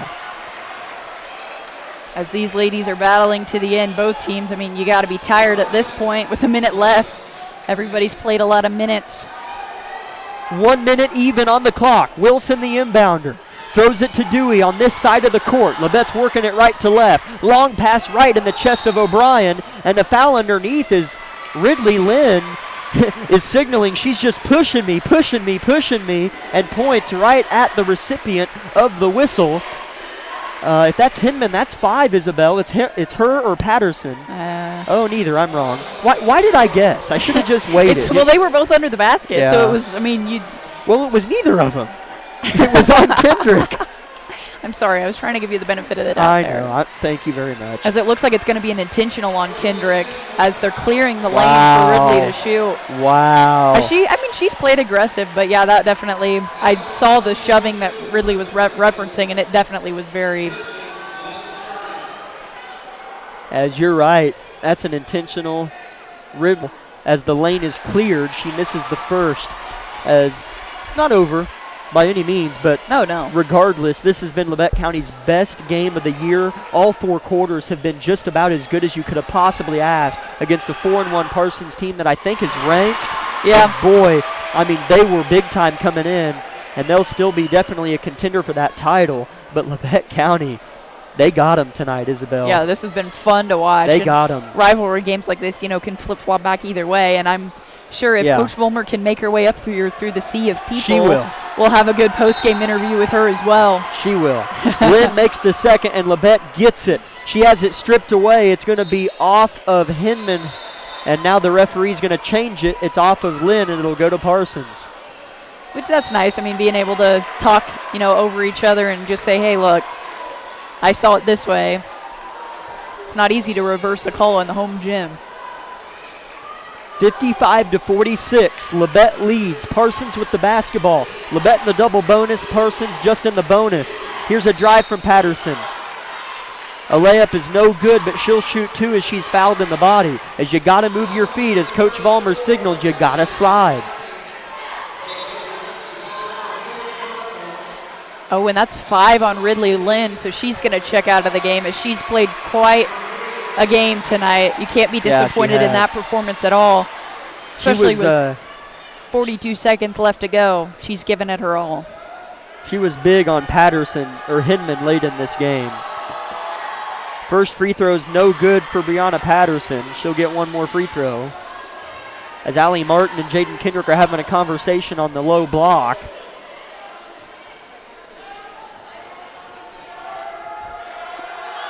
Second, no good. Rebound Wilson, skies and snatches with the left.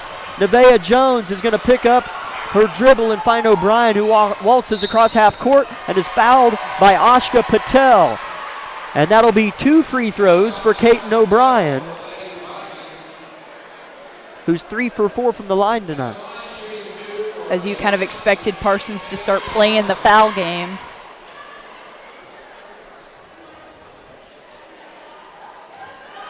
.34 seconds on the clock. Kaiten can get it to an 11-point lead and starts that off well as she knocks down the first free throw. She's at 15 points, a point above her average. She always finds a way to get there. We talked about it. Makes the second. She's at 16 points. Full timeout. Coach Vollmer gives a smirk and some high fives. Labette leads by 11 with 34 seconds left in the game. I would say Coach Vollmer tidied up some of those offensive woes. We'll take 30 seconds on KLKC Parsons. My name is Bria. Day & Zimmerman, one of the largest privately owned companies in the U.S. with operations across the country and internationally. We are comprised of multiple brands that put people to work, protect our freedoms, and improve the world. The Parsons, Kansas location has manufactured munitions for over 50 years for our country's warfighters. Day & Zimmerman has immediate openings for production operators starting at $18.02 an hour on our weekend crew. Work a 12-hour day shift Friday, Saturday, and Sunday and receive 40 hours of pay. We also offer competitive benefits. Apply today.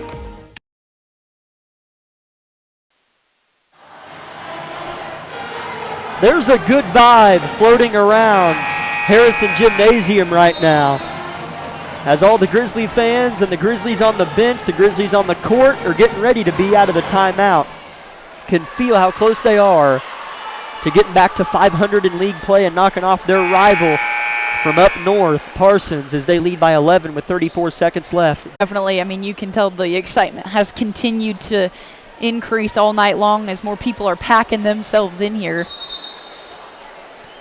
And we expect the next one to be similar to this, not saying the outcome will be the same, but in terms of atmosphere, in terms of closeness, as this game just now recently got to double digits for Labette for the first time all game. So we expect it to be one similar to this.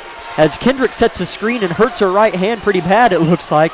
Well, I mean, she's wincing pretty good. As here's a three-pointer from Patterson, short, and it's going to land out of bounds. Labette County ball, 11-point lead, 17 seconds left, and they are going to knock off the Lady Vikes and move to 2-4 on the season. Parsons will drop to 4-2. Still a great squad that we'll see later on in the year. O'Brien's going to dribble it out, picked up by Patterson, and gives it off to Nevaeh Jones, who's been awesome this evening. Wilson, the senior, holds the ball, and the buzzer sounds. Labette County knocks off the Parsons Lady Vikings 57-46. That is a big win for these Lady Grizzlies. They needed tonight to happen, and they got it, especially heading into winter break. Big time win from your Lady Grizzlies. They make their way back to the locker room, and along the way greeted by a swarm of high fives from the Grizzly student section. That is how you get it done in the Parsons-Altamont rivalry. Lady Grizzlies lead it by 11. We will be back. I'm going to see, Amanda, how much time they put on the scoreboard. I think they did 20 minutes last game. Yeah, if they do 20, I'll take a decent little break. So we'll see here. But, man, Isabel, heading into break, Christmas break, and we host again Chanute when we come back from break in terms of basketball. What better way to go into break? Yeah, this isn't a better feeling. I mean, the girls will get to sleep in tomorrow. They're going to have, that good vibe riding for a while, and definitely when they come back to practice after the off week, they're going to hit it hard and have that momentum. As they do put 20 minutes on the scoreboard, we'll take a 5-minute timeout and come back with our Bowen Pharmacy post-game show. Lady Grizzlies victorious in Game 1 of tonight's doubleheader.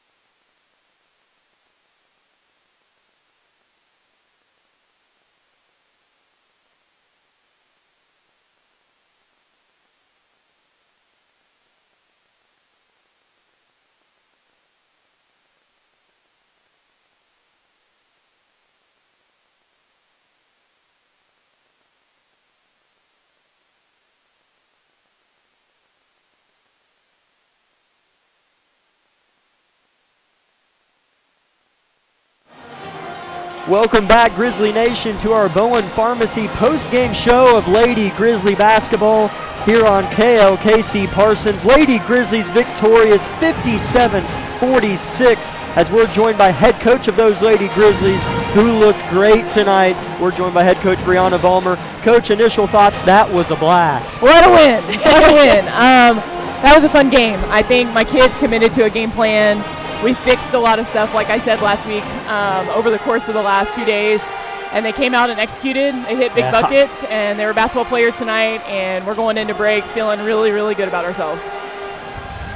As coach, as I'm adding up some of the box totals here, I might be off, but I think I got it. Against Independence, it looked quarter by quarter 8, 2, 8, and 4, and tonight you go 13, 16, 11, and 17. Yes, we fixed our scoring. We talked about nothing but, are you catching ready to shoot? Do you look like a basketball player? Are you in triple threat? Our triple threat was balls way back behind our elbow, and we can't catch and shoot, and we can't do anything, and we fixed that.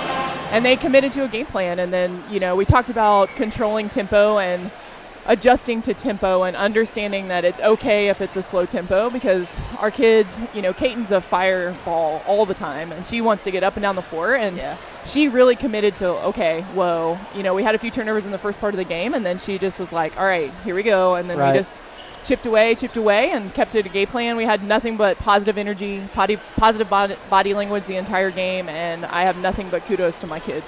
As coach, there's a couple names I want to get to. The first quarter went, but I don't know if Parsons led hardly at all, or at least once you got to that 7-8 point lead, it never gave it up. No, they didn't, and we watched some film from them on Tuesday, and they played Fort Scott, and Fort Scott was up 22, and they came back and chipped it to 1, and so that was kind of our motto going in, like no lead is safe at this point, and we've got to be okay. And I think the testament was when they kind of made the run, and we knew they would, and we didn't hit the panic button, and I think they cut it to, 2 or 3, and then we just kind of never hit the panic button. We were like, all right, okay, let's settle down, not do anything silly, and they really did that. And I had big role players. We decided to go at some younger kids really early, and they played some great minutes for us, and if it gives, Ridley a minute below and we got some foul trouble, then so be it. But they committed to a game plan, and when I look in their eyes when it's really close game,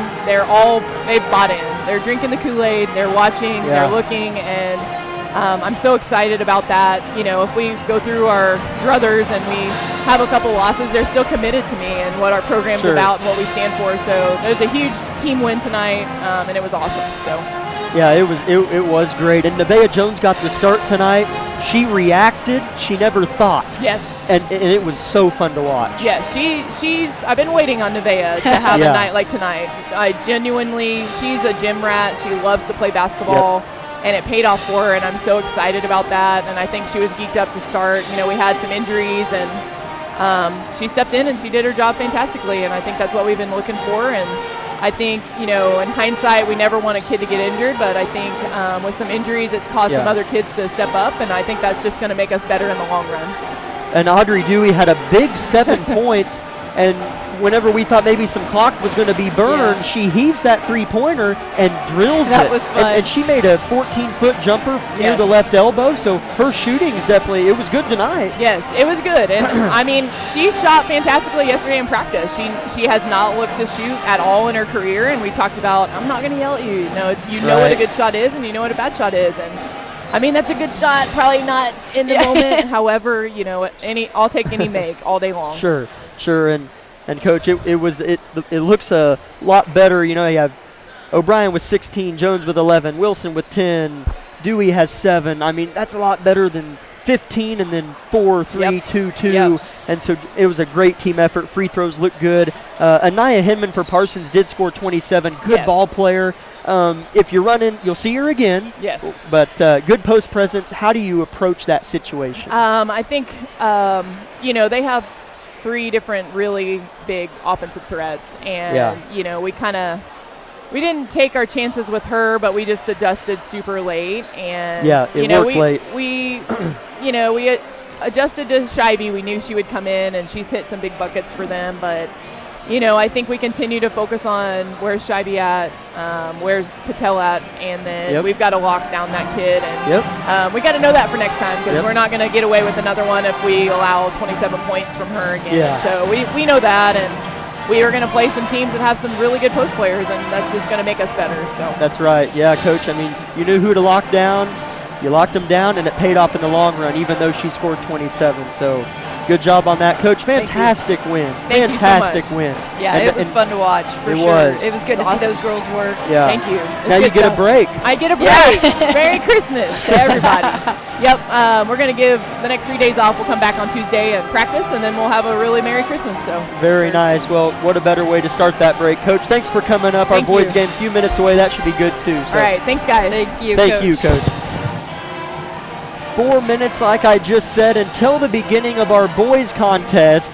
So to just divide it up a little bit better, we'll take a 30-second timeout and come back with a brief Tank Connection pregame show of our boys contest.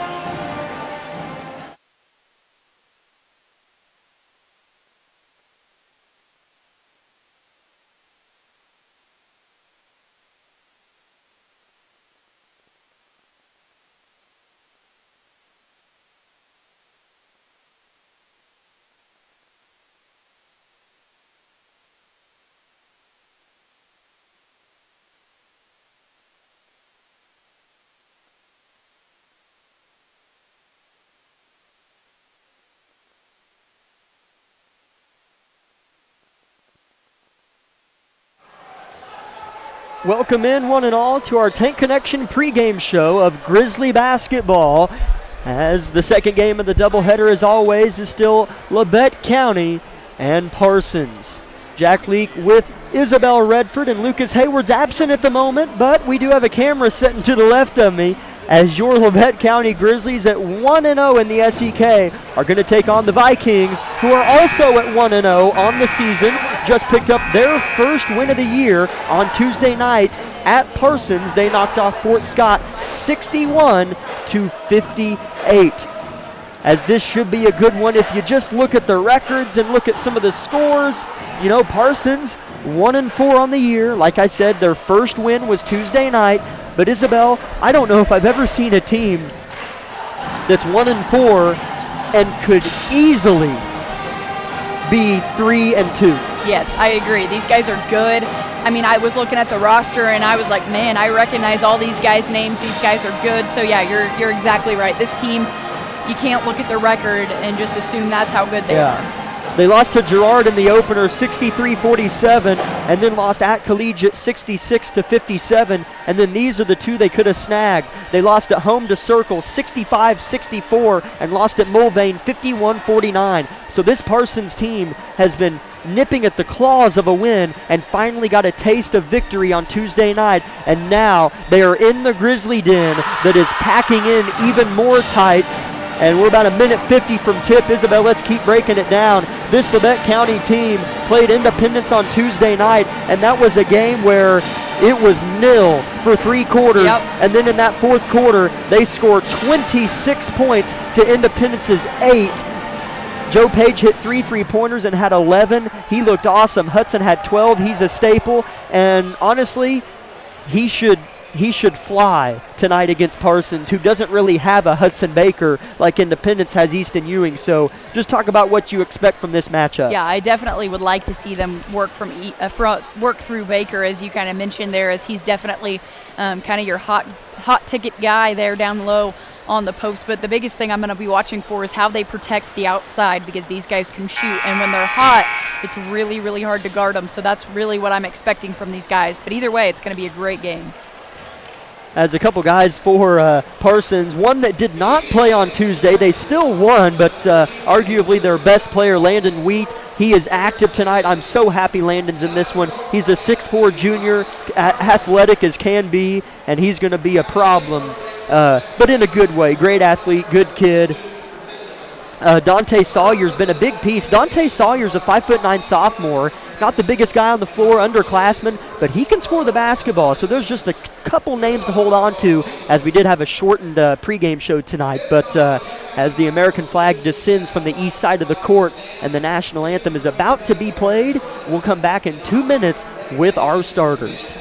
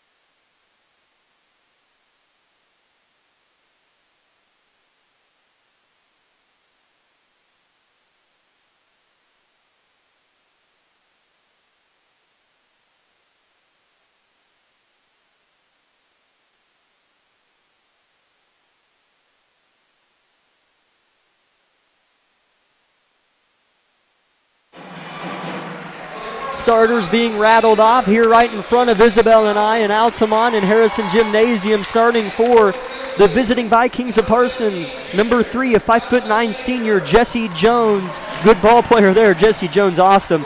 Number 1, a 6'1" junior, J.J. Kendrick. Number 2, 5'10" junior, Trey Mack. Number 5, 6'4" junior, Landon Wheat. Number 0, 6'1" junior, he was on the cover of the football magazine, Jamarian Washington, big-time running back for the Vikings. And those are your starters for the Vikings, as it's more their bench that isn't quite as recognizable in terms of names, but that starting 5, you're right, you recognize a lot of those guys. And for Labette County's Hudson Baker leads the team in scoring at 17 points a game.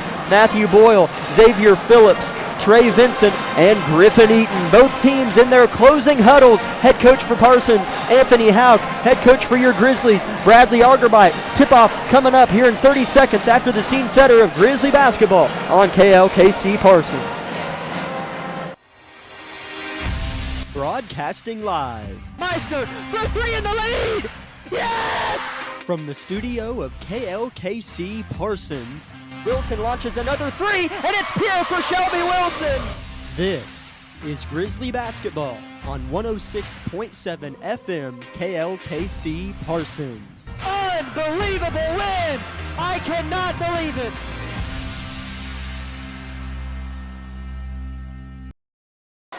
Landon Wheat at center court wipes the dust off the bottom of his blue cleats, as does Hudson Baker. Toe-to-toe they go. Mid-court on the LC Grizzly paw. Labette, home whites, red numbers. Parsons, road blues, white numbers. Landon Wheat skies. Goodness gracious, does he have a vertical, and tips it to his point guard, who's lightning quick, Jesse Jones. Here comes Parsons. Possession uno of the evening. Parsons-Altamont rivalry. Baker, jump stop. On his defender, here's a steal. Phillips the other way, layup no good. Baker trails, shoots, misses, and it's tipped out by Parsons. It stays with Labette. As I was a little thrown off there, it was Washington with the basketball. Hudson was the defender. I got it mixed up. Yeah, as this is definitely a nice fast pace, kind of expecting to see that from both teams here early. Phillips will throw it in for Labette County's first try. Baker underneath, kicks it to Vincent, working on Jones. Good matchup there. Baker's hacked from behind. Good clean play from Washington. It's off of him. It stays with Labette County. As you can see Baker's height, he stands head and shoulders above these Viking defenders. Landon Wheat's the next tallest at 6'4" for Parsons, and his vertical is outstanding. He can throw it down. Here's Phillips for three, left wing, too short. Baker with the board. Baker turns, shoots, scores. Hudson Baker should have him out. We'll see what he does. 2-0 Labette County. As he went up for that ball with ease and just did a nice putback, putting the Grizzlies up too early. Here's Kendrick with it. Gives it to Washington. Deep corner now, Trey Mack. Should mention that longtime Lady Grizzly coach Christy Snyder is riding the bench for Parsons tonight. Assistant coach under Anthony Howe. Here is a three-pointer airballed from Mack. Up ahead, cut to Baker. He'll travel. Yeah, and that's just unfortunate as that layup was nice and pretty, but Coach Argerbright just tells him to slow down. It's okay. Parsons student section fills up now as those two student sections will go at it tonight. As boy, the corners now are really filling in. It's packing in. Here's a long step back two for the tie. In and out. Oh my goodness, J.J. Kendrick toilet bowled in and out. Here comes Griffin Eaton. Argerbright calls a play. Eaton goes to get it. Still wearing that sleeve left elbow. Here's Hudson Baker. Give Phillips. Picked up by Kendrick. Set play. Vincent for three. Off to the left into the hands of Kendrick, and here comes JJ. 6:15 first quarter. No one picks him up. He touches the paint. He'll go up and under. Bounce pass loose on the deck, and coming away with it are the Vikings. And here's a pass from Kendricks to Mack out of bounds. Another turnover for Parsons. Labette's length is bothering them a little bit. Yeah, that was just a miscue there on the Parsons Vikings, so hopefully Labette can capitalize on this. Here's Baker across the press break as Parsons picks him up full court. Say that 5 times fast. Pass across the paint. Boyle working on Wheat. Picks up his dribble. Never faced him up. Here's Vincent beyond the arc. Managing the offense. Defended by Jones. Man-to-man for Parsons. Man-to-man for Labette County. Boyle again penetrates and kicks. Little pick and roll and a travel on Trey Vincent. Both teams having similar starts to this one, but Labette with a deuce on the board. Yeah, as Mack and Jones just completely surrounded Vincent, gave him enough ball pressure, he couldn't keep his feet set. The 6'1" junior point guard, Kendrick, switches right to left, gives it to Jones. Big score for Parsons. Shoots a three and misses. Boyle with the rebound. And that was a confident-looking shot by Jones, just short a hair on the front of the rim. Parsons, similar season to Labette, just lost a couple more than Labette County, but could have had a couple go their way. They've been in some fourth quarter dogfights. Vincent misses a floater, but Baker is the cleanup crew. 4-0. Coach Houck looks down at his feet for a brief moment as the 6'7" center for Labette lays it in. 4-0. Yeah, as his height is really working to his advantage right now. Jones gets by Griffin, makes the lay in. As you expected him to get a bucket here early, as he's getting something going for his team. 4:45 in the opening quarter. Eaton kicks it to Vincent. Now Baker, left elbow jumper. It's good! Hudson Baker with all 6 of Labette County's points. Yeah, you can't keep the big man open like that because he'll get you down low, but he loves to shoot those corner block shots. Here comes Jones again. Awkward pull up, and he gets it to go. Jesse Jones is a pure athlete. Yeah, that's what I was just getting ready to say. There is 100% athletic blood running through his veins. As he was off balance, off one leg, in midair, still off balance, and made the jumper. Yeah. Here's Boyle on the right elbow. Gives it to Baker, turns, shoots, and scores over Washington. 8-0 Labette County. Hudson with all of them. And I love how despite the shot went in, he still was ready to go up for the offensive rebound. 8-4. It's Jesse Jones versus Hudson Baker. They have all 12 of the points on the scoreboard. Here's Kendrick looking to drive. Jones again. Give up, right wing. Kendrick gets it back. Washington wants to come set a screen, but Kendrick calls him off. Set play is in. Right side near the student section is Mack. They'll give it to Jones. Here's a three-pointer, wide open, hit the rim, and fell. As that's got to feel good if you're Jones, but Labette County going to need to figure out how to shut that down. As Parsons is going to have to shut down Hudson Baker. He has 8 points and Jones has 7. Here's Phillips with a kick to Boyle in the corner. He'll square up from deep. Too strong. Rebounded by Mack on the backside. Argerbright tells Page to go get Boyle, I'm assuming. Here's Mack. Kick out. Wheat. He can stripe it for 3. Too short. Rebound Eaton on the far backside. He's working full court. Toe-to-toe with Mack. Who steals it? Eaton's going to have to step in, maybe take a charge. Here's a pass to Jones. He'll lay it in. Parsons with their first lead of the game. And Jesse Jones with all 9 of his team's points. Yeah, if you're Labette County, you can't let that get in your head, as you're going to have to just keep working the ball because Parsons isn't going to go away. First quarter flying by. 2:40 left in it. 8-9. Labette trails Parsons. Boyle comes off a screen into the chest of Jones. Short bounce pass to Vincent. Here's Eaton at the top. He traveled. 3-second violation. Turnover Labette County regardless. A foul is yet to be committed as Joe Page does get Matthew Boyle. As if you're Labette County, you don't want to have too many possessions go by where you're scoreless. So hopefully they can play some good defense on this end. Here's Kendrick picked up by Phillips. Great defender for Labette County. Here's Wheat defended by Page.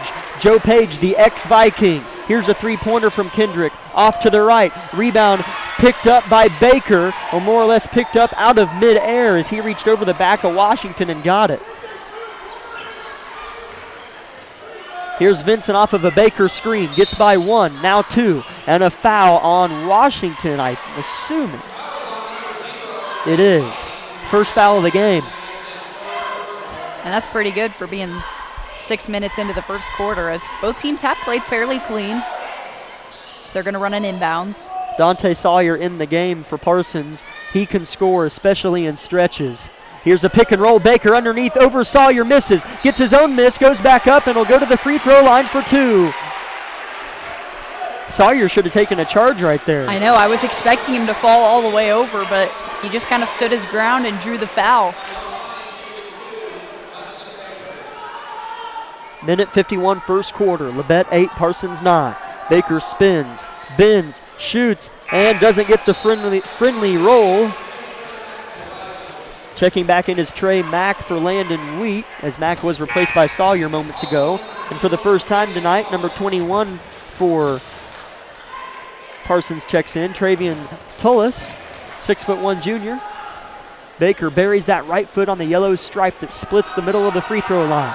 Looking to go 1 for 2, and does. It seems like he splits about every pair. He rarely misses both. He has all 9 of Labette's points, and Jones has all 9 of his team's points. Here's a step back for Mack. Too short, rush shot from Parsons, but Baker and Phillips can't communicate on the board and let it go out of bounds. Yes, Coach Argerbright did not like that miscommunication, as it's giving Parsons a second chance under the basket. As Kendrick has it stripped in the hands of Vincent. Here comes Labette County, up, under, layup, way off the mark, and it's going to be off of Vincent and then into the hands of Phillips. Vincent saved it. What a play by Trey Vincent, and then an over-the-back call on Vincent off of Baker's missed shot. As you'll have to go back and watch that on our live stream, there was some pinball taking place in midair over the out-of-bounds region. Yeah. That was unbelievable. I was going to try to kind of break that down, but I'm not really sure what we watched. I was going to try to do it too, but you would have heard a bunch of gibberish. Go watch that. Oh, my goodness. Nonetheless, Parsons will have the ball. 9-9. Minute 20, first quarter. Blue team with the basketball. Joe Page, ex-Viking, in there defending Mack. Sawyer rotates it. Kendrick working on Phillips. Kendrick loses it. Eaton almost could have gotten it, but lets it go. Sawyer, deep 3 is good. He was almost in the student section when he shot that. That was a very deep 3 from Sawyer. He's a scorer.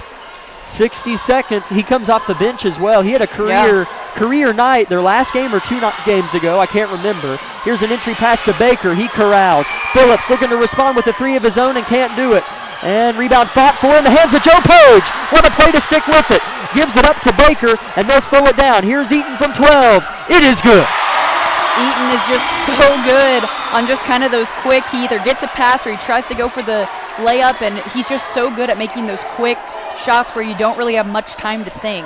What a fun ball game with just 3 fouls called. This is a game with good pace. The teams are shooting well. This is as entertaining as it gets. Parsons versus Altamont.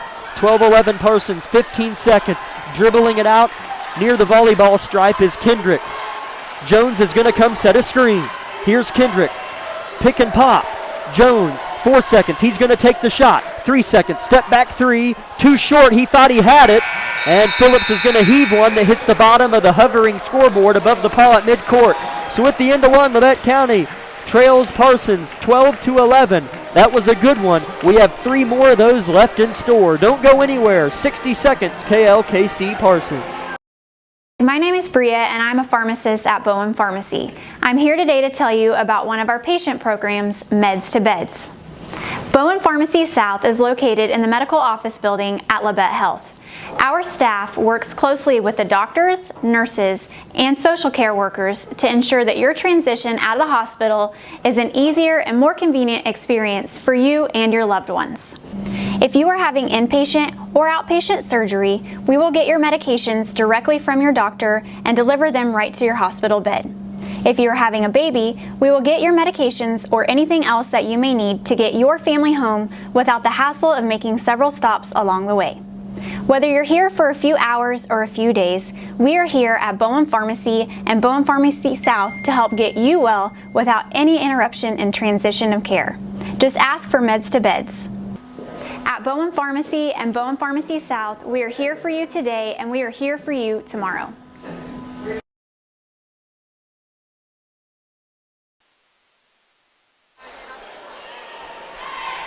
(11-12), Parsons on top in a shootout.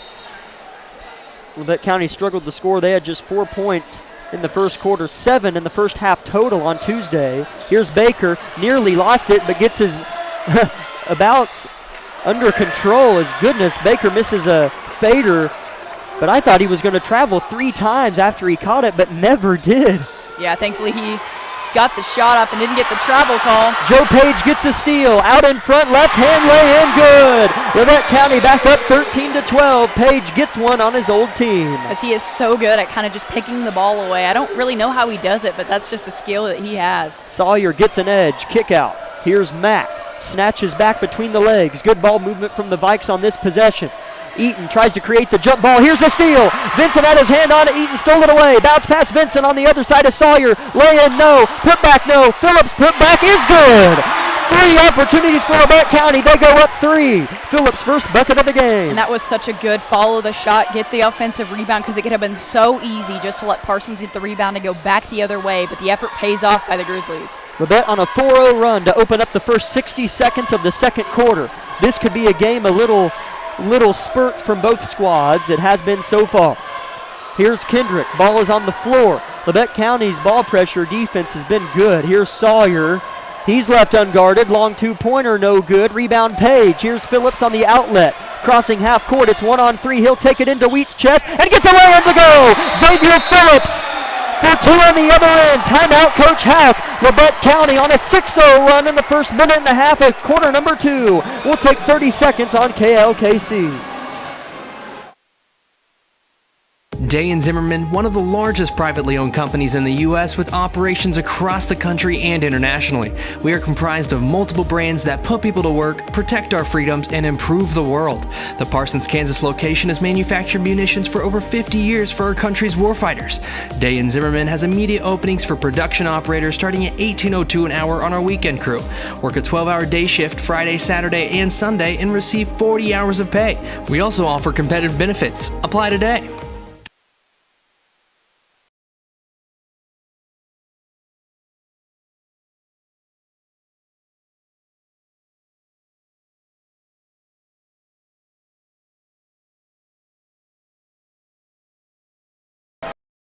Here in the Parsons Labette County rivalry, 4 of them have gone to Xavier Phillips and 2 of them have gone to Joe Page, but it's been the ball pressure from all those Grizzlies, particularly Trey Vincent and Griff Eaton in there forcing and then assisting to those 2 I just named. Yeah, you often hear sometimes, defense wins ball games or defense creates offense.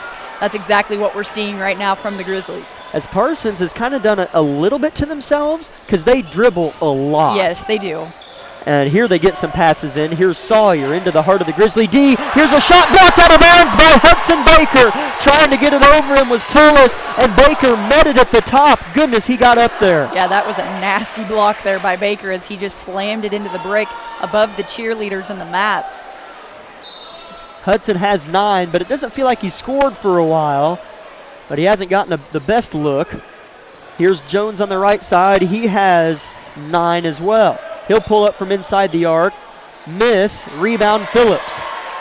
As again, great ball pressure there by the Grizzlies, getting a hand in all the shooters' faces, not letting them get easy looks, and getting the rebound. Here's Vincent, fakes like he's going to use the screen. What a kick to the corner. Phillips for 3, short, and it's going to be rebounded way out in front. Mack, here he comes. Picked up by nobody, and he'll pull it back. Still nobody on Mack. Here's Jones underneath. Phillips tried to take a charge, and it's going to be a block and 1. He didn't commit. Yeah, he should have just, I don't think he was wanting to fall down as hard as. No, he didn't. And so he just kind of laid down, and that's not going to get you a charge call. Man, he was in perfect position to take a charge, but he fell so slow. It was kind of nice, though. He just, folded. Jones has 11, and it'll stay at 11. Misses the free throw. That keeps Labette County's lead at 3, 17-14, 5.5 in the second quarter. Baker's going to come set a screen for Vincent. Vincent uses it, and a foul on Parsons. That'll be their 3rd. Labette County just with 2. Yeah, as they get called there, kind of what we were getting called with for earlier, just not moving your feet all the way, standing and swatting. That's on Wheat, his first. J.J. Kendricks checks back in for Tullis, and Phillips will be the inbounder. He throws it to Baker just inside the right wing. As Baker waits, takes, and one! That was a set play all along, Isabel. Baker caught it. They faked Joe Page on the back door. That took a defender away. They faked Phillips on the dribble handoff, took a defender away, and he just turned, took it, and scored. Yeah, the first time he faked, I said, I wonder if this is either kind of a screen pass dump in or if it's going to be for Baker. And sure enough, he knew exactly what that play was for. Foul on Kendrick, his first, team's 4th. Baker for the 3-point play and his 12th point of the game. Miss. Man, it thought about going. Him and Jesse Jones each have 11. Labette with a 5-point lead. Underneath, here's Mack. He's rejected by Baker again. Here comes Eaton across the logo. Vincent gets baseline. Looked like he was hooked. No call. Eaton for 3. The house would come down. It's good! 22-14. Griffin Eaton for 3. As again, Baker just turned, looked, threw it right to Eaton, who was not guarded, and he put it away. 4:50 second quarter. Sawyer with an answer. Good. Goodness, he can shoot. Yeah, that was a pretty shot. He's got a nice high arcing shot, quick release time. Good ball game, 22-17. Baker underneath, height advantage. They're going to say the foul is on the floor. I thought Baker was going to get another and 1. As that's going to be 5 team fouls on Parsons. Phillips will inbound. That is the first on Sawyer. Sawyer's down there with the dogs, man. He's a baller. The set play for Page. Parsons isn't ready. 3-pointer, too deep.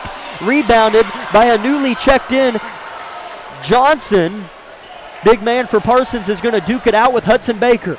Here comes Sawyer, working on Vincent. Bounce pass corner. Here comes Kendrick. Jump stop in the lane. Kick out to Mack. He'll try to penetrate and give it right back to Kendrick. Sawyer, left wing, wants to shoot it so bad he'll drive. Fake right, left hand lay in, good. Sawyer is a scorer. Yeah, that was just a beautiful way. He was patient, looked for the lane, and when it mattered most, he took it right to the basket.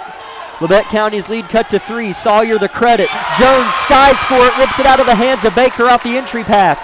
Here comes Jones. Parsons for blood. He'll drive, shoot a floater. That's going to be a charge! Terry Vincent stepped in and took one for the team. Joe Page approves, and so does Coach Argebright. They were so desperately, they kind of tried a few times. They had some blocking fouls. They didn't quite get set, but that time Trey Vincent was ready, and it paid off.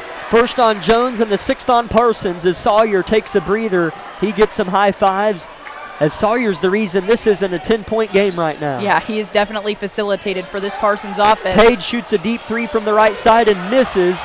He'll shoot it quick. Argebright Hands on his head, now they go to his hips. Jones drives, and it's going to be goaltending on Hudson Baker. Yeah, it's risky sometimes if you're trying to go up and block the shot, because Hudson's tall enough he can dunk it. They'll get him for goaltending.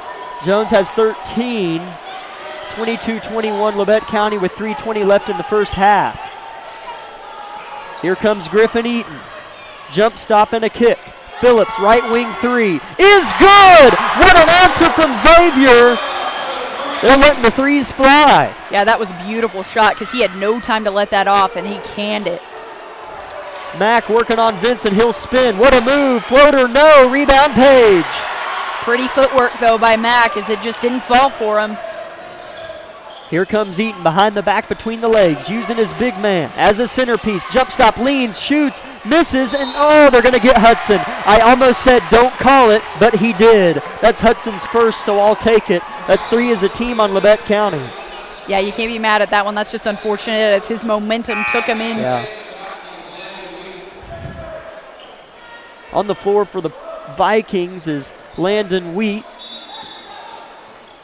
Demias Johnson, J.J. Kendrick, Trey Mack, and Jesse Jones. For Labette is Baker, Page, Vinson, Phillips, and Eaton. 4 starters and Page off the bench. 2:40, Labette by 4. Patiently waiting are the Vikings. Here's Kendrick driving into the heart of Phillips. Here's a good kick to Mack, who gets downhill. Another block for Hudson Baker. They can't get anything over the top of Hudson.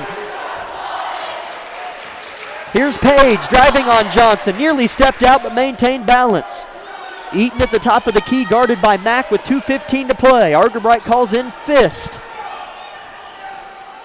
Baker sets a screen. Eaton off balance, elected not to take the shot. Page will take it. It's a 3, and it's good! He puts up a celebratory 3 on his right hand. 28-21 Page with his first 3 of the game. As you could tell, he wanted that shot all game long, so hopefully that's a sign that he's about to get hot. As Jones is rejected by Phillips. The length and the defense of Labette County has been hard for Parsons to adjust to, at least inside the arc. Yeah, and that's something normally we would not say in previous years, as length is something Labette County has struggled with. But it's good to see now. Sawyer checks in for Mack. Parsons basketball, inbounding to the left of the goal is Jones. He finds Johnson. Given room, Kendrick. Here's a give to Sawyer, deep 3 is no good as Baker rebounds it.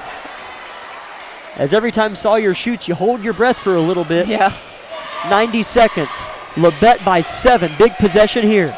Here's Eaton inside to Baker, working on Wheat. Finds Phillips, left wide open, right wing 3. Too strong, rebound high in the air, Kendrick. Minute 18. Parsons looking to respond. Wheat on Page, got him in the air, that's a foul and 1. As Page didn't agree with that, as he's saying he was straight up, but I think it was more of a body check foul there. That'll put Wheat at the line for an and 1. Wheat's first bucket of the game. He didn't play due to injury on Tuesday. Coach Houck in the postgame show on Tuesday wasn't sure if he'd go tonight, but he is, and I'm glad he's out there. He misses the free throw. Labette's lead is 5. Minute 08 left. Eaton left alone in the corner, shoots a 3, and gets a 3! That's a tough shot. He was behind the backboard on the left corner and nails it. Yeah, from our angle, I thought it was going to hit that side rim, side edge of the goal, not even make it to the rim, but he just nails the shot. Eaton on Jones, nearly traveled underneath. They rotate it. Wheat, head fake, shoots a long 2. No good. Rebound, Griff Eaton. 42 seconds left. I'd like to see Labette hold for one shot here, but Parsons is picking them up the full length in man, and now they retreat. 33 seconds, first half. Eaton, jump stop. Vincent kick out, right wing working on Sawyer. Coach Argerbright calls in the play again. Sawyer giving Vincent no room. Here's a screen, pick and roll, Baker, kick out Page for 3, off to the left, backside Phillips, the putback is no good. He gets his miss again, goes up, should have been a foul and gets it to go. Labette by 10, 12 seconds left. As if you're Labette, that shot felt great, but you got to keep the last shot out here. You got to get a stop. Here's Kendrick into the heart of Phillips. Sawyer, you got to guard him. 1 second left. No foul call. He hits the deck, and that's going to take us to the halftime break. Labette leads Parsons 33-23. At the break, we're going to take a 60-second timeout. Actually, let's extend that to 2 minutes. They put 10 on the board. 2-minute timeout, and we'll come back with our Eye Care Associates of Parsons halftime show on KLKC Parsons.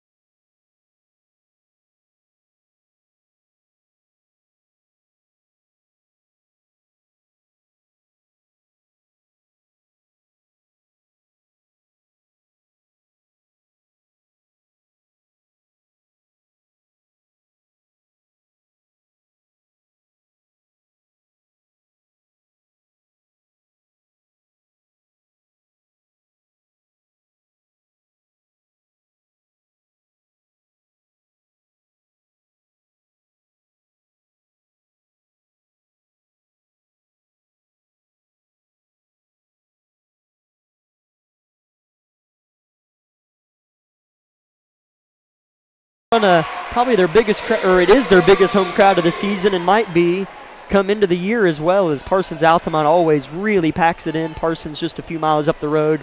At the break, 33-23, Labette County on top. Some scoring totals for you. Labette County in the first quarter was outscored by Parsons 11-12, and then in the second quarter, Labette County knocked down 4 3-pointers, 2 by Griff Eaton, 1 by Joe Page, and 1 by Xavier Phillips to outscore Parsons 22-11. Again, this is a team that just scored 7 points in the first half.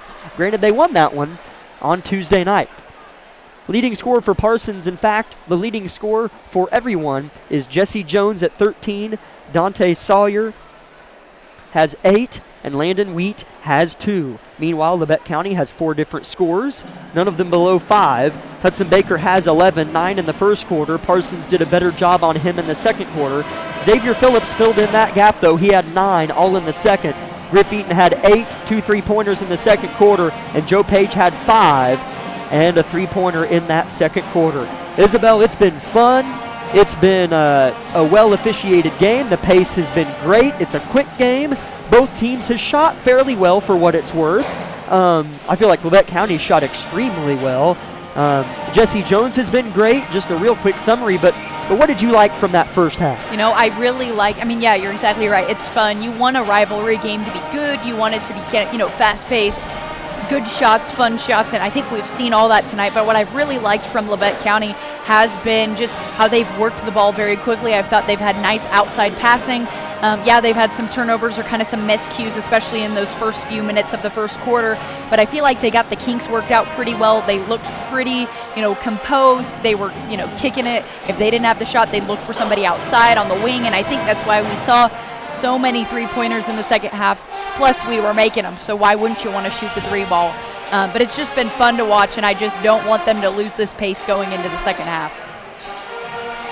As the Vikings are similar to the Lady Vikings because both of their programs have been in these situations. The boys in particular have been in a lot of games like this where they're down by double digits at halftime, down by double digits in the third, down by double digits in the fourth, and they always claw their way back to make it a game. I mean, they have had a rough go. They're 1-4, but like I said, they could easily be 3-2 in that Mulvane and Circle game, I believe it was. They lost by 1 or 2 points. So this Parsons team is in a position they've been in 4 or 5 times this year, and they're going to be ready to rock in the second half. But if Labette County plays half as good as they did in that second quarter, I like Labette County by a handful of points, but I do expect Parsons to play a much better second half as well coached as they are. Yeah, I was going to say they won't be coming into this second half without, a fire up from Coach Hauk. I mean, there's not going to be this like, oh, well, okay, just keep playing. No, he's going to really motivate these guys and be like, all right, how bad do you want this? How bad? And they've played from down before, so this doesn't intimidate them. It's just another like, okay, how do we get over this hump? If you're Labette County, you've blown 10-point leads before in the previous games this season. You've blown those leads, and so it's a matter of saying, okay, well, we've been here before. We don't want to have to claw our way back. What are we going to do to stay on top? And it's a similar situation to the girls' game of going, okay, how do we get this lead, stay with this lead? Even if, they'll make their run, they'll make their try. You've got shooters, you've got Jones, you got Sawyers. And so it's like, okay, how do we, if they make their shots, that's fine, but how do we respond? Right. And here's the funny thing. Parsons hasn't played bad. No, oh no. They've shot the ball well. The defense has been fine. You're mismatched with Hudson, so that's kind of hard to count. You can try to, I'm curious to see what Coach Hauk does coming into the second half, if he schemes differently or anything like that.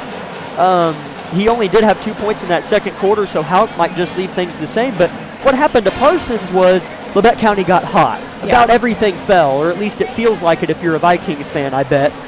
So other than Labette County getting hot, which credit to them they did, Parsons played just fine. Labette County misses 2 of those threes. They made 4 in 1 quarter. This is a 4-point game.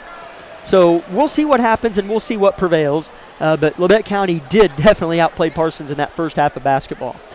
3.5 minutes until the beginning of the second half. This has been your Eye Care Associates of Parsons. Doctors Gilmore, Newland, and Ray halftime show. And before we step aside for a 2-minute break, we'd like to thank Labette Health for making tonight's broadcast of Grizzly basketball possible.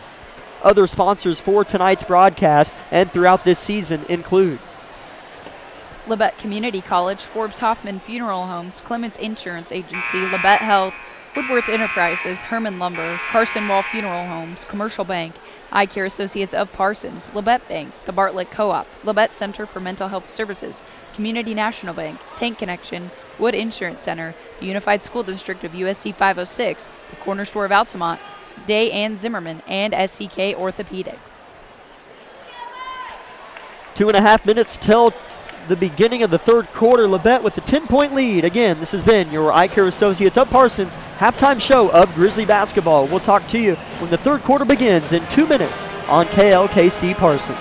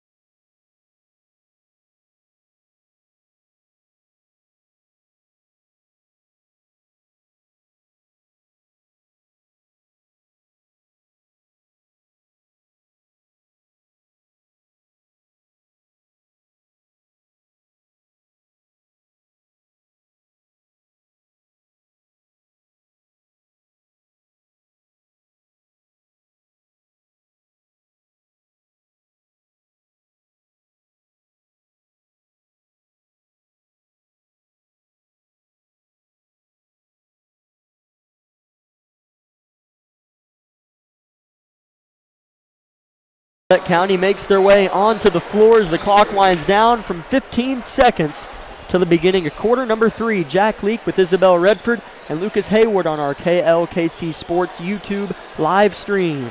Parsons will begin the third quarter with the basketball down by 10 to the host, your Labette County Grizzlies. Here we go. Underway is the third quarter. Jesse Jones defended by Griffin. Eaton results in an intercepted pass. Here comes Trey Vincent. He'll back it out. Now he'll go. Stutter step off the side of the backboard. Lay in. No. Here comes Kendrick. Eaton looking to steal it. Gets it. Trying to force the jump ball. Another tip pass. Stolen by Vincent. Back-to-back steals for Trey. He'll lean, shoot, and score. And that was good revenge for the shot taken on last possession as Trey was able to just read the passing lane just really well and then take it in for a layup. Underneath they go to Washington, defended by Baker, maybe trying to get some fouls on him, and it's blocked by Boyle, and he kind of grabbed it against his head as he blocked it, and he traveled as he was trying to get it off. Tough position Matthew was just put in. Landon Wheat takes a seat, potentially maybe an injury still lingering. He's been off and on the bench a little bit tonight. Underneath they go. Johnson replaced him. They go over Boyle, and he scores. A nice move from Johnson underneath. Labette County quickly the other way. Eaton short corner pull up, no. Rebound out in the hands of Sawyer, getting the start in the second half. Up ahead, Jones gets it to go. And Vincent was smart there as Jesse was not slowing down. Here comes Vincent. Foul. That's going to go on Parsons, as I can barely keep writing the scoring in, as this pace of play is quite quick, as that'll be the second on Jesse Jones and the first foul of the second half for either team. 35-27 Labette, 6:48 third quarter. Phillips throws it over to Vincent near the half-court line. Argerbright takes the seat. That won't last long. Here's Eaton right wing near the student section and the counting referee. Here's a pass inside, intercepted by Washington. Argerbright stands up. Here comes Jones, nearly stripped of it, and he's gonna just throw it out of bounds. I don't think that was blocked. Well, I think Matthew Boyle might have got his hand on it, and he kind of just lost it out of bounds there because the refs kept it with the Vikings. Checking in is Kendrick, replaces Mack. Jones will throw it in. And he'll throw it to Johnson, has to get up, and he stepped out of bounds with that back foot. But man, Johnson, Coach Hack putting him in the game early, good ball player, big body down low. And honestly, when Johnson's been in the game, Hudson struggled to score. Yeah, and that's definitely something you got to, I mean, he's not necessarily tall, but he can move his weight around down on the block, so definitely a good defender. Here's Vincent working on Jones. Eaton, skip pass. Now Phillips looking to get downhill, has it stripped by Jesse Jones. Here he comes. Eaton, the last means of support, can't do it. Jones lays it in. He is a great high school basketball player. Timeout, Coach Argerbright. Parsons quickly within 6, 2 minutes into the third quarter, 30 seconds on KLKC Parsons. Everybody is different. Some get injured, while others simply wear down. Whether it's on the court, on the field, or at the gym, Labette Health's orthopedic and sports medicine team has the training and skill to repair, restore, and renew. We share the same goal, and together we'll write your comeback story. For more information about Southeast Kansas' leading orthopedic and sports medicine team, go to labettehealth.com.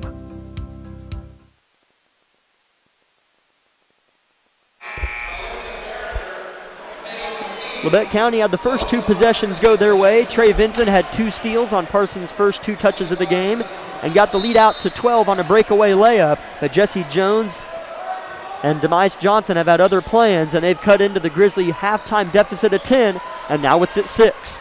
Here's Labette out of a Coach Argerbright timeout, whipping it around are the 2 senior guards, Eaton and Vincent. Phillips in the corner with the skip to Vincent left side, defended by Mack. Here's Boyle, adjust in the air and is fouled. He hits the deck hard. He might be in some pain.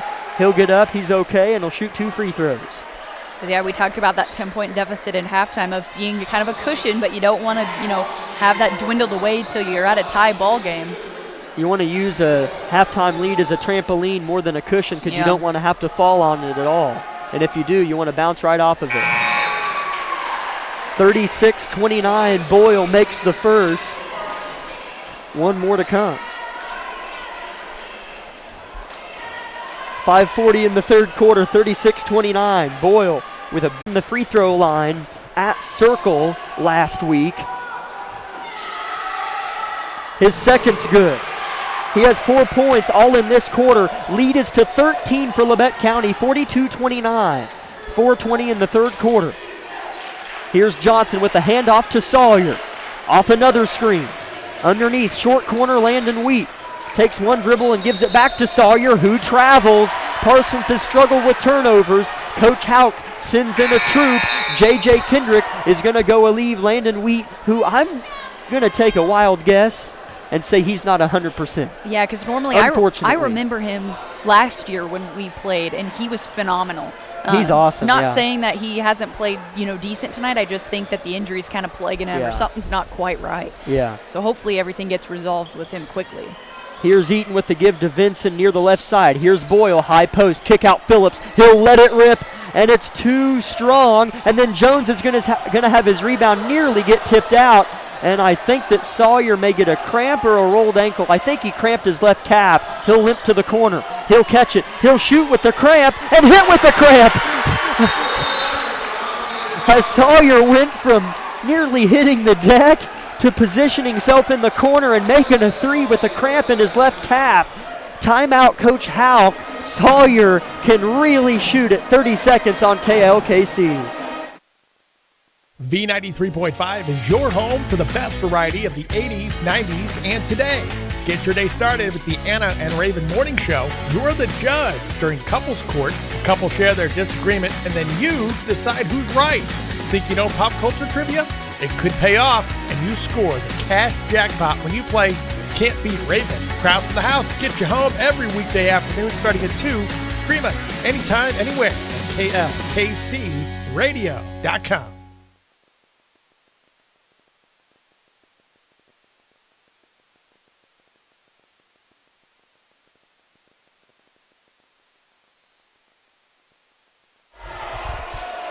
.330 third quarter.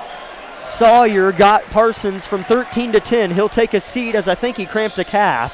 3:30 in the third quarter. Here's Eaton right side. Labette by 10.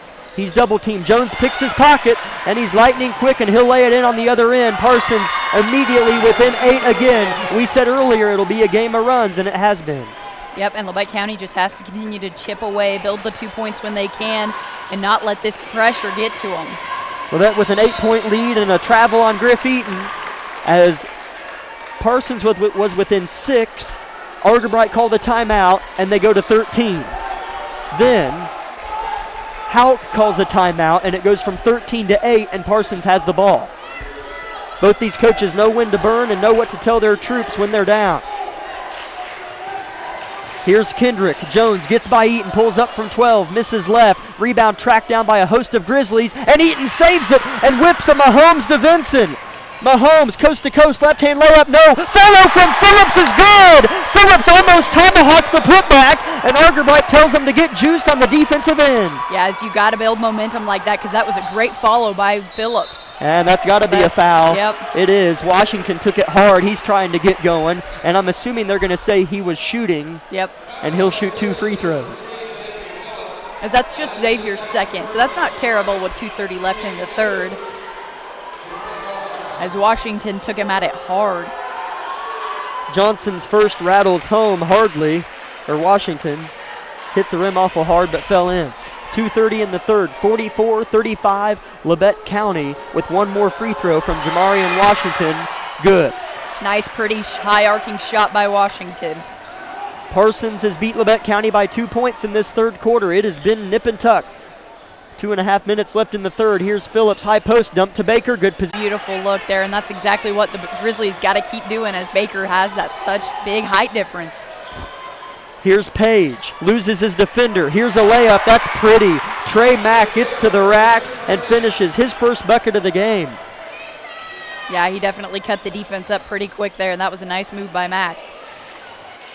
Eaton with it on the right wing. Labette looking to respond. Page deep on the right side and throws it to Phillips, who somehow catches it, uses his length. Vincent drives off the feed, tries to give to Baker. Stolen by Parsons. Ball is on the deck. Page is going to dive on it and find Phillips. What a play! Gives it to Vincent, who scores! What a play by Joe Page!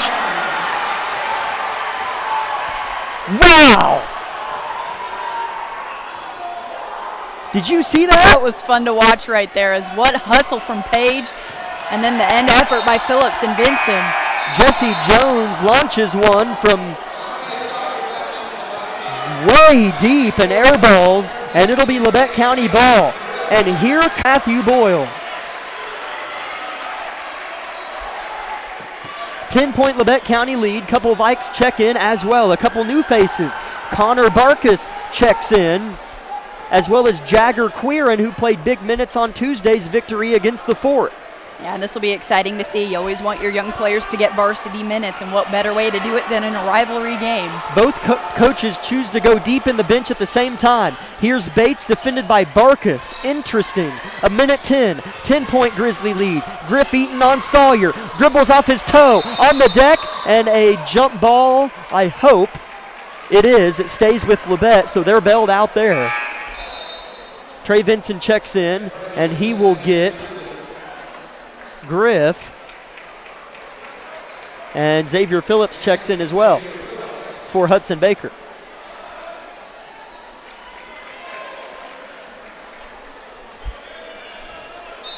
Hudson with 15 leads Labette County in scoring, takes a breather. Heston throws it into Bates, freshman to freshman. Bates crosses over, gets caught in the air and throws it away. Yeah, as he just kind of got tangled up there with Barkus. 48-38 Labette County, 60 seconds, third quarter. Parsons will walk it up in the hands of Sawyer, picked up by Vinson. Here's a three from Wheat, too short. Rebound long in the corner, rolls out of bounds and hits the locker room doors to the east side, and it'll be Labette County ball again as Joe Page checks in for Matthew Boyle, and Landon Wheat takes a seat for Parsons, replaced by either Washington or Johnson. I'm not 100% sure, but both coaches choosing to sub similar players at similar times. Really interesting. Yeah, this is definitely something that I didn't know if we'd see, but it's kind of interesting just to see how the rotations are fairly similar. Vincent at the foot of the paw, defended by Sawyer. That's been fun all night. Here's Phillips getting by Washington. He'll give it to Page, short corner. Only takes one dribble. He could have tried to back down Johnson.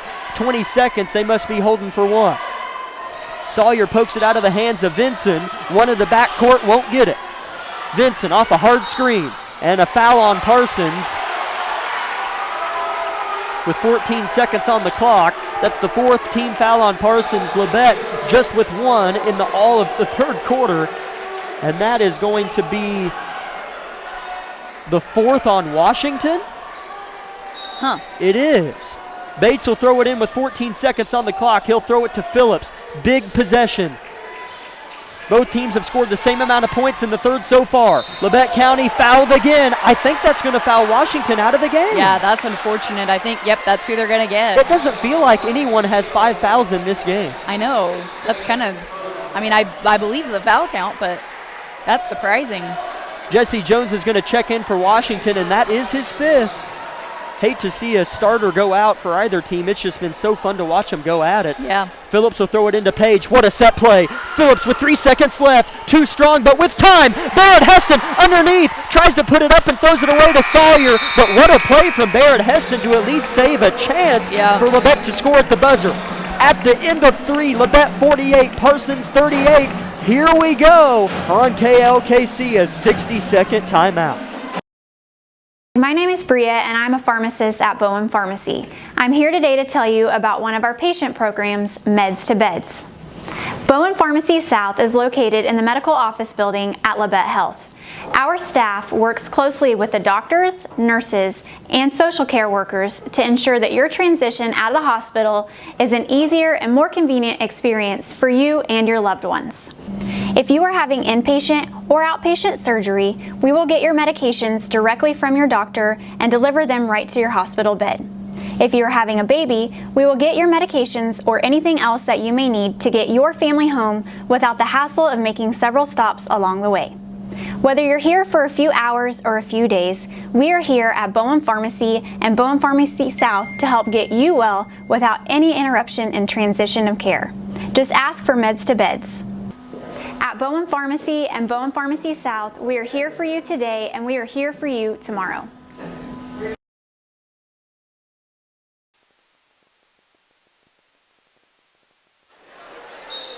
Fourth and final quarter.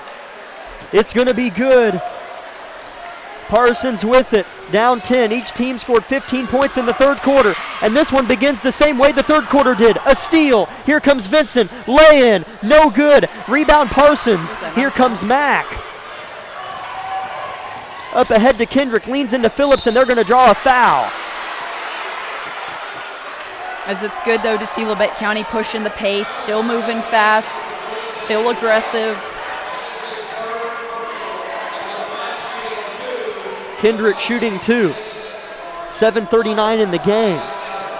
Kendrick hasn't scored and hasn't shot a free throw and makes his first.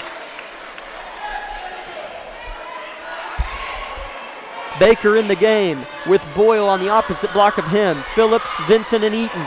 Kendrick goes 2 for 2. Landon Wheat checks in for Parsons, also in the game. He replaces Sawyer. Is Jones, Mack, Kendrick, as well as Toulis. They'll throw it in to Vincent. Parsons full court press. Trying to flip the tide a little bit. Eaton eyeing it down. Picked up, throws it to Vincent. Throws it to Baker. Could have turned and had Boyle, but he gives to Vincent, who gives to Boyle and gets it to go. Labette County's offense and passing in particular has been so much fun to watch. Yeah, they definitely seem to just know where each other's going to be. Granted, they've had a few missed turnovers, but still overall been very, very efficient and helped facilitate a lot of their scoring here tonight. A foul on Xavier Phillips on the other end. Parson wasted no time. That's the third on Xavier. Play continues. Jones working on Griffin Eaton. Right side, Kendrick beats Phillips baseline, gets underneath. What a feed to Wheat, who lays it in. That's good offense. Yeah, that was great offense. Again, just similar passing style and way to feed it into Wheat there for 2.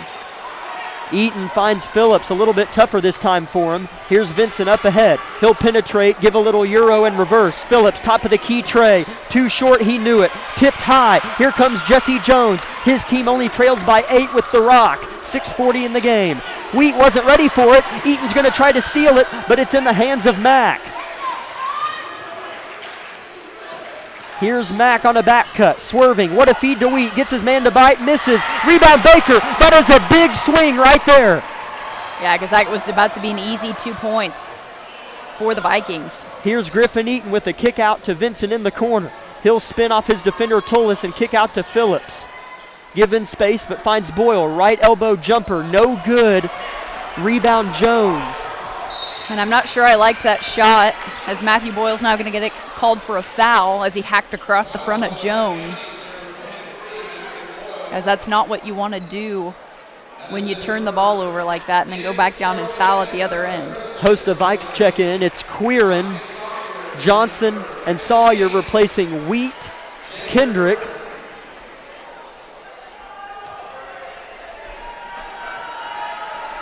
and Washington. Page checks in for Labette in place of Boyle. Sawyer, three-pointer, too strong. Rebound Vincent. He puts it on the deck almost too fast as he nearly turned it over. We passed the 6-minute mark. Labette with an 8-point lead. It was 10 at halftime. They've hung in there, got up by as many as 13. Eaton has had it stolen by Jones a few times, and it almost happens again. He gets it back. Eaton jab steps and gets Jones to bite. Page in the corner, drives, right-hand runner. No, and they're going to say it's on the floor. A foul on Parsons. That'll be their 6th team. Labette with 3, and that is the first on Jagger Queer. Phillips throws it over the top to Baker. They got to keep going to him. He'll get by his man and get the lay-in to go. Hudson Baker with 17 points on the night. It feels like more, and it gets it back to 10. Just play through Hudson, I'm telling you. That was so good there as Hudson again just beat his man to the rim for 2. As Jones is going to throw it back court. That's a backcourt call on Parsons. Labette County's defense has been really, really good in stretches. Joe Page credit there. Hudson Baker on the cutoff. That was a good defensive stand as your lead is back to double digits. Yeah, and you want to just continue to do that because, I mean, the more you get into Parsons' head on the defensive end, the more that's going to turn into points on the offensive. Trey Vinson, running point, picked up by Jesse Jones. Here's a Baker screen.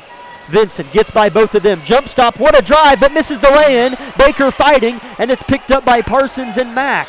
Here comes Jones. Man, he's quick. Loses the ball. Picked up by Baker. He was going to kick it to a wide-open Sawyer, but lost it. Here's Vinson slowing it down and looking for his point guard. And it's batted out by Sawyer, who is just a pest in a good way. Yeah, he's a good player. He's definitely a facilitator and someone I remember from last year as well. Both these teams had 15 points in the third, and they each have 4 points nearly halfway through the fourth and final stand. Baker working, travels. And that's something that's plagued the big man before, as he doesn't think he did travel, but. As man, I would go back to throw it to the high post to Phillips, have him turn and dump it to Baker and have him shoot. I mean, I like it. It seems simple, but it really has looked simple tonight for Hudson. Here's a three from Sawyer. It's a big one. Didn't hit anything. Baker skies above everyone and is fouled on his board. 4 Vikings swarmed Hudson, and that's a 1-and-1 for Huddy at the other end. Should be. It is. That's the second on Kendrick. Kagan Bates checks in for Vincent, and Landon Wheat replaces Tullis. Big free throws for Hudson, Isabel. Yeah.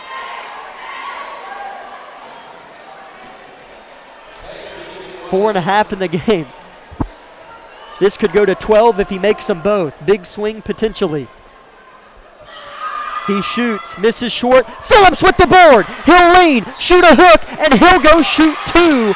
Isabel, that's happened numerous times. Yeah. Baker or whoever, usually Baker, because Phillips is the next big body for the board, misses, and Phillips gets the board. Yeah, that is just nice defense there, and really Phillips was just going around Kendrick there down on the lower block, and that was just a nice way to recover and ended up getting the foul.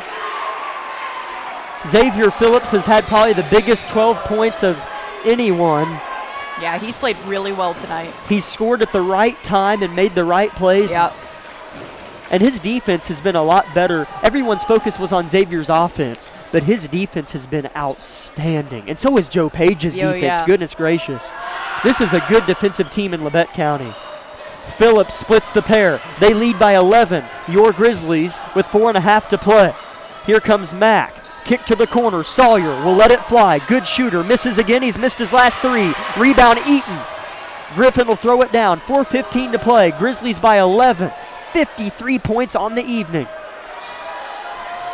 Guarding Eaton is Barkus.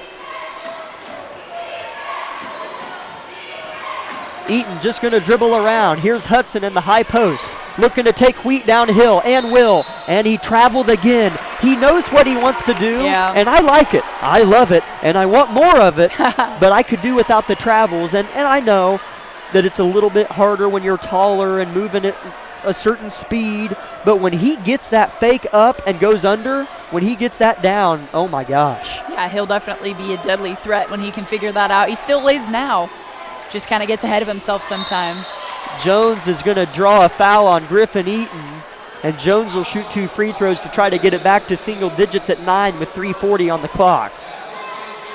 Jones hasn't scored in the fourth quarter, but has 19 on the night, and I believe leads all scorers. Jones with 20 makes the free throw. He has definitely done a lot to try and facilitate for this team, not just on the offensive end, but defensive as well, as he's definitely been a threat to our ball handlers. Jones makes both. Timeout Parsons. Labette 53, Parsons 44. It'll be Labette ball with 3:40 left in the ball game. We'll take 30 seconds on KLKC.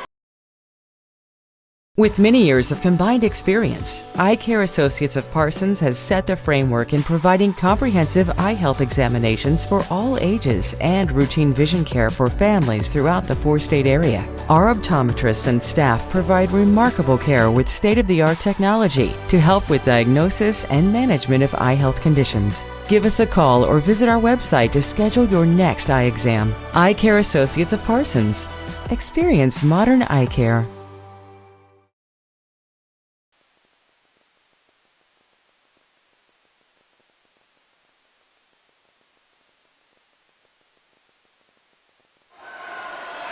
The Grizzlies trying to get their way to 2-0 in SEK and at an even 500 at 3-3 on the year. But they have to get past this blue wall in the Parsons press, and they do.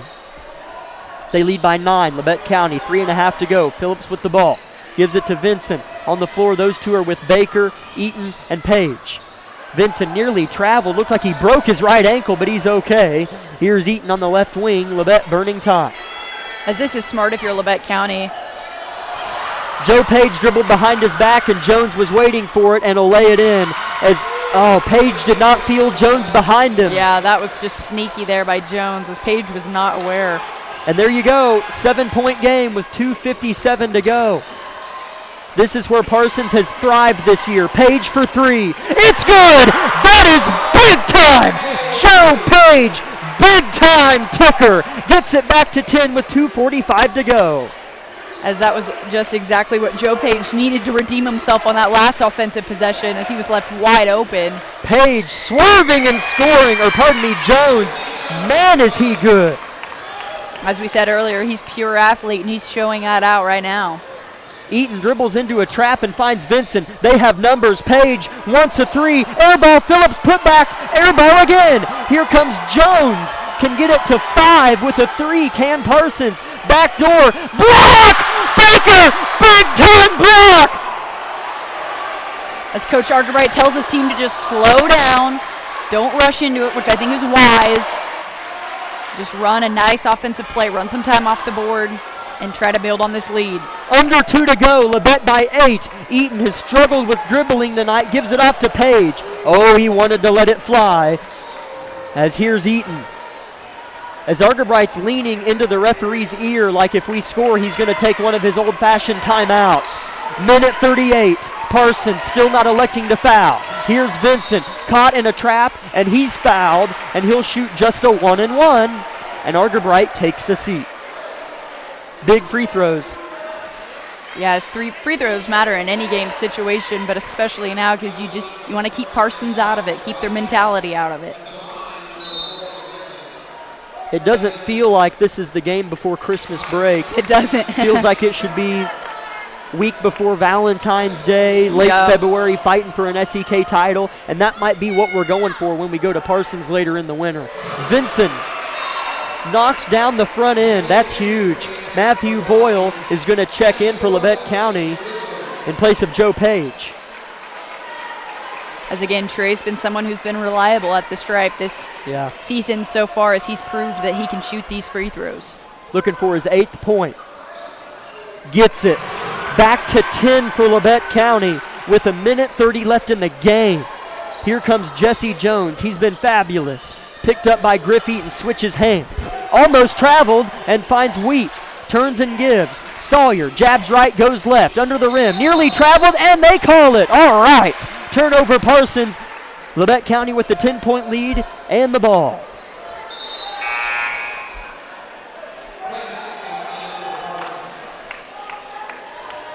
Sawyer checks out, replaced by Mack, I believe it is. And Labette County breaks the press in Hudson Baker. Now Griffin Eaton, clock ticking away. We'll see what Parsons does. They're electing to defend. Minute 10. Skip, Vincent, inside Boyle. Real close to the rim, but still backs it out. Which is smart. You want to take as much time off the clock as you can. as it was stolen by Mack, and then Vincent steals it right back from Mack as he hit the deck and rolled over and revealed himself in the ball to Vincent, who just plucked it right away from his grasp and is fouled immediately afterwards. And Vincent is going to shoot 2. That is the 10th team foul and the 3rd on Jesse Jones. The first is good.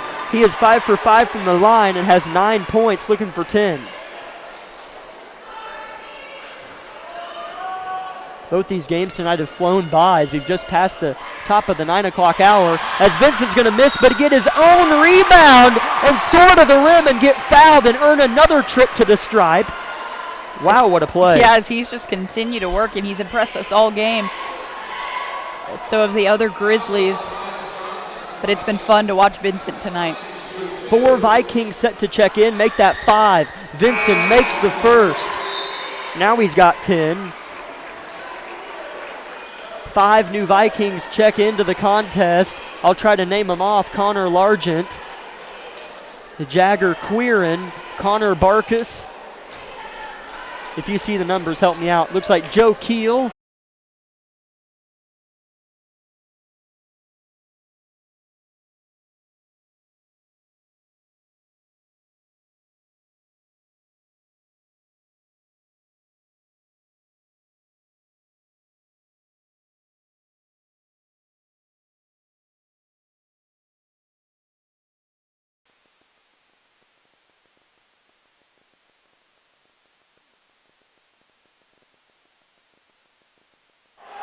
As Coach Arterbright took the timeout to sub some players, we have Dylan Johnson, Brody Wheel, Kendall Holtzman, Cooper Baher in the game as well for Labette County, as well as Zach Renfro.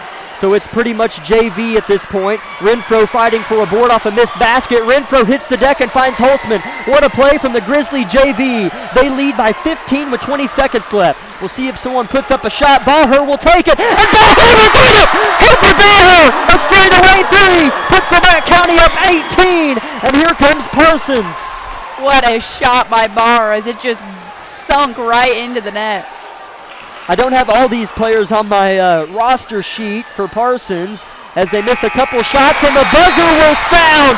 Labette County was a matchup nightmare for the Parsons Vikings. At least tonight they were. 66-48. Your LC Grizzlies are 2-0 in the SEK. What a week before the Christmas break for your LC Grizzlies as they sweep the Parsons Vikings in the first doubleheader of the year. We'll take a 2-minute timeout and come back with our Bowen Pharmacy post-game show on KLKC.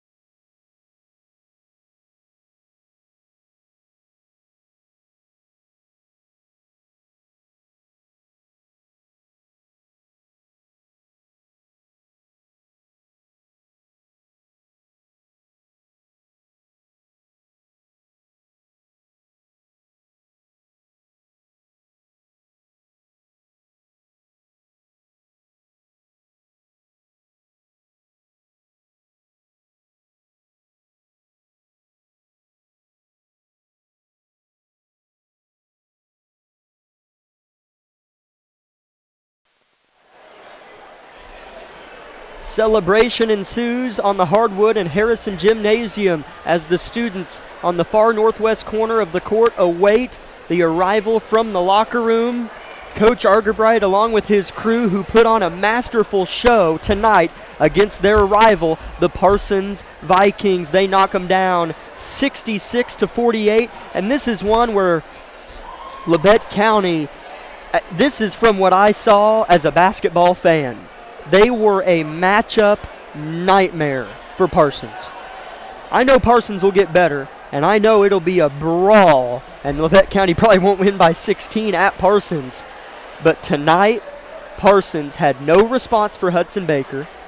I'll go as far to say no response for the length of Labette County. Xavier Phillips was one of the better defensive players I've seen all season long. Griff Eaton and Trey Vinson have the connection of two senior guards who have played together for 4 years, which is exactly what they have done. Joe Page is the perfect piece that this team needed and got from what you can call the transfer portal. He came from Parsons this year. He is a shooter, great defender, bigger body. He's a stretch 4, even a stretch 5 like we saw at Circle. This team looks like they've played for 3 months, and they've played for 3 weeks? This team looks seasoned. This team looks intact. This team knows what their identity is. Their defense is outrageous, and they can shoot and score from all 3 phases of the basketball floor. Isabel, this team looks untouchable. Yeah, it is definitely a good thing to see, and I mean, I think it took them a few games to work the kinks out. I mean, we had the question of chemistry. We had, some other different things that we had kind of pop up in the back of our minds, but I think that they've answered that well in the past 2 games, and I'm just hoping we continue to see this train roll down the tracks because it's been fun to watch, and these guys look like they're having fun out there. They're playing loose. They're playing confident. Yes, they're having some mistakes and some turnovers. You're going to have that with every game, but they are playing really solid ball right now. As it's one of those things, Isabel, where you love to see them dominate, and now you got to take a break. And now you have to wait. And you hope you can keep the momentum. If not, build it back up in time for when it matters. But this team looks good right now. Yes, they do. And they have to wait a while to keep that going. But what is nice is you host that game back. So hopefully you can keep that momentum going on your home floor and don't have to dread a trip anywhere, as they will play Chanute here. I'll look up the date of that game real quick. But scoring totals for you. For Labette County, Hudson Baker had 17 points in the game. I feel like this is a game where if Labette County wanted, he could have had 30, and I mean every bit of it. The scoring kind of went in the hands of other players throughout the later part of that second half, as Xavier Phillips was a monster. 14 points. Trey Vinson had 11 all in the second half. Griff Eaton, 8. Joe Page, 8. Matthew Boyle was huge. Yeah, he had 5. Jesse Jones for Parsons had 25. Boy, was he probably the best player on the floor. Yeah, he was phenomenal. I mean, he has nothing to hang his head about because he definitely put on a performance tonight. As that Chanute game, before I forget, is on Tuesday, January 3rd here in Altamont. 6 o'clock girls start. Other scores for Labette County. Dante Sawyer with 11. Landon Wheat not fully healthy at all. 4 points. Washington with 2. Johnson with 2. Kendrick and Mack with 2. And Isabel, I look at it this way. Their 2 starting point guards, J.J. Kendrick and Trey Mack, held to 4 combined points. Jamarian Washington, starter, held to 2 points. That's pretty darn good. Yeah.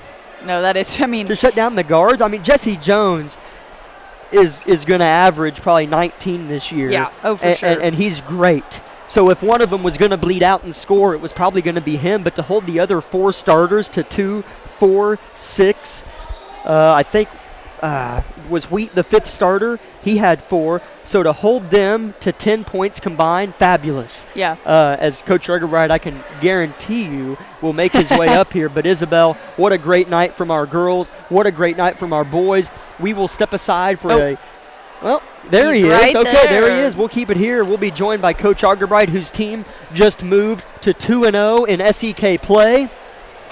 Get a little break and host Chanute on January 3rd. But, man, Coach, we're going to enjoy this one for sure, as that is a big-time win. 66-48 over your rivals from up north, Parsons. Coach, that team, that's a team that's ready to go win an SEK championship. Yeah. I told them in the locker room, we just got to really come out and play that second half, and we did a really nice job. I thought in the first half Hudson really led us, and then second half it was just a group effort. We found everybody to get in the book. I really didn't look at it. I know Hudley had 17 or so, they told me, and Xavier had a nice game, had some nice plays on the break, and then Trey's free throws really helped us out in spurts. Just really proud of this group. It was a group effort. Joe had 8. I can see that. And Xavier just really balanced and playing as a team right now. Right. And it feels like just watching, kind of just a basketball watcher and a basketball fan. This team, it feels like they're in February on the floor. Yeah. They know exactly what they're supposed to do. Griffin Trey look fabulous. Joe Page knows his role, knock down shots and get a ball in the defensive end. Yep. Baker's unstoppable. Phillips is coming alive on both ends. You're looking good right now, Coach. Yeah, just they're playing complimentary basketball, and, 4 of these guys have been through the fire already. So I know everyone thought we were just losing everybody, but we really had a great bench last year, and it's really showing early in the season. I know we won, and we played pretty decent, but I've challenged this group that they're just about a step away from being really, really good. If we can put it all together, I still thought we probably played 3 full quarters tonight. And not that we had a bad quarter, that one quarter was bad, just a collective 2 minutes here, a collective 2 minutes there, just stuff we got to clean up that we could, we could have put it away a little bit earlier tonight. But really proud of the effort tonight that these guys showed.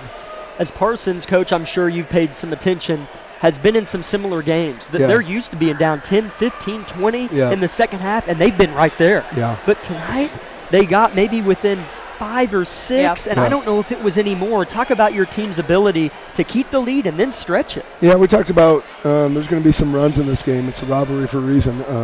They always come out of the break, whether that's the third quarter or fourth quarter. Third quarters are really good, and they always have historically done that. So we just talked about with the first 4 minutes was our big talk tonight of each half. The first 4 minutes of the whole game was going to be electric, up and down and all that. Yep. But, just did a really nice job of holding their runs. Jesse Jones is a great player. I got to give him props. First quarter we talked about being close, but we weren't close enough. And then props to Griffin Eaton. I gave him the toughest defense. He only had 8 points, and some of that will show. But he handled the ball a majority of the game, and then I made him guard Jesse Jones up and down that court the whole game. So just really proud of his defensive effort, stuff that just doesn't show in the box score. As somebody who's Independence, you mentioned him towards the end of our post-game show, but tonight I'll bring it up. Matthew Boyle has done a nice job. Yeah. He's done a nice job. Right place, right time, knows where to be, really worked that high post area, dumps to Hudson. Yeah. He's come alive. Yeah, he's playing the minutes, and him and Joe are kind of, every night it kind of splits almost, where one might play a little more than the other, but just a really great role player for us, and understanding his role. You don't always have to be the leading scorer, but you can go be a leading rebounder and assist man. Just doing the little things right, and he's really hunting down rebounds and finding ways to score, giving us good buckets when we need them. As there's all these guys are just, I just want to hear what you have to say, but that might take a little bit too long. But, man, if there were awards or anything like that, like, in college they have, like, on a list to win an award, Trey Vinson has been. You too. See ya. As Trey Vinson would probably be on the list of about all those awards for whatever a point guard can win. Yeah. He's facilitated. Yeah. His assists are awesome. Yeah. He likes to get out and run his steals. Trey Vinson has been a little bit of everything. Yeah, he's been a great facilitator for us, great driver, all those things. And, I keep challenging him on defense, too. He's taken a tough role on defense. And I think if he cranks that up just another notch, he's going to get those steals and those, he's missed some layups. I know he wants back. But once he starts connecting on some of those, he's going to be really scary because he's a great point guard for us. As Coach, it's got to be fun to have a little bit of comfort in terms of crashing the glass. I mean, how many times have we seen a missed shot and then Xavier Phillips flies from the rafters, snatches it, Boyle snatches it, Baker snatches it. In practice, what is that like? What drills? I mean, you have the length, but I mean, that's got to be nice to have. We're just preaching to those 4 and Joe Page, Sure. we got guys that are back. Griffin Trey, our little guys are back. You guys just go crash those boards. And we're just preaching it, and we're doing drills where we're really going up, and we're trying to high point the ball. That's what the posts have been working on. So I'm glad it's working out, and it's paying off that some of the stuff we're doing in practice is really translating for us. So if they keep crashing those boards, there's no one that can stop them. They're all very athletic and tall, and pretty soon someone's going to grab one and really throw it down. So. And the way they do it, I mean, no one, you would have thought Parsons would try, and maybe they did, get one of those guys with 3 or 4 fouls. Yeah. They couldn't. Yeah. And they played really smart. Did Hudson as well. And so, I mean, it's got to be nice. Coach, 2-0 in the SEK, good start, long ways to go. Good, not great. Always keep that. I mean, that's a mentality I would. Yeah, we're not where we want to be yet. We started 2-0 in the league last year, so. Yep. And we came out of the break and lost that heartbreaker to Fort Scott, if you remember. That's right. That's right. I still want that one back. I remember that. That hurt. Yeah, in his hands. But I have the screenshot. Yeah, I know. But we just got to be ready to go. I want them to enjoy their Christmas with their families, but know when we get back that there's work to be done, and we haven't won any league title or anything yet. We've won 2 games, and we got 10 to go. So every night's a battle. I'll say it every night on this radio show. Every night's a battle in this league, and we just got to keep bringing it. We can't have any mental lapses. Yep. As you always say, we want to play good in February and March, and even though you're having success now, that doesn't change. Yeah. So you're just totally got to keep right. pushing forward and finding ways to get better, and we will. So that's right. I hope everyone has a Merry Christmas. I'm really proud of the girls tonight for finishing out at W. A great night to be a Grizzly. 2 great wins for both programs, and I don't think I got anything else. Go Grizzlies. That's right. Thanks, Coach. Thank Enjoy your break, See you guys. and we'll see you here on January 3rd. Thanks again, Coach. January 3rd, Labette will host Chanute, and then we hit the road, but we'll cross that bridge when we get there. Isabel and I and Lucas on our live stream would like to wish you all the best break and a Merry Christmas and a Happy New Year, and we will talk to you on Tuesday, January 3rd at around 5:45 p.m. is when that Tank Connection pregame show will start. But for now, this has been your Bowen Pharmacy postgame show of Grizzly basketball, a clean sweep for the LC Grizzlies. We'll talk to you soon on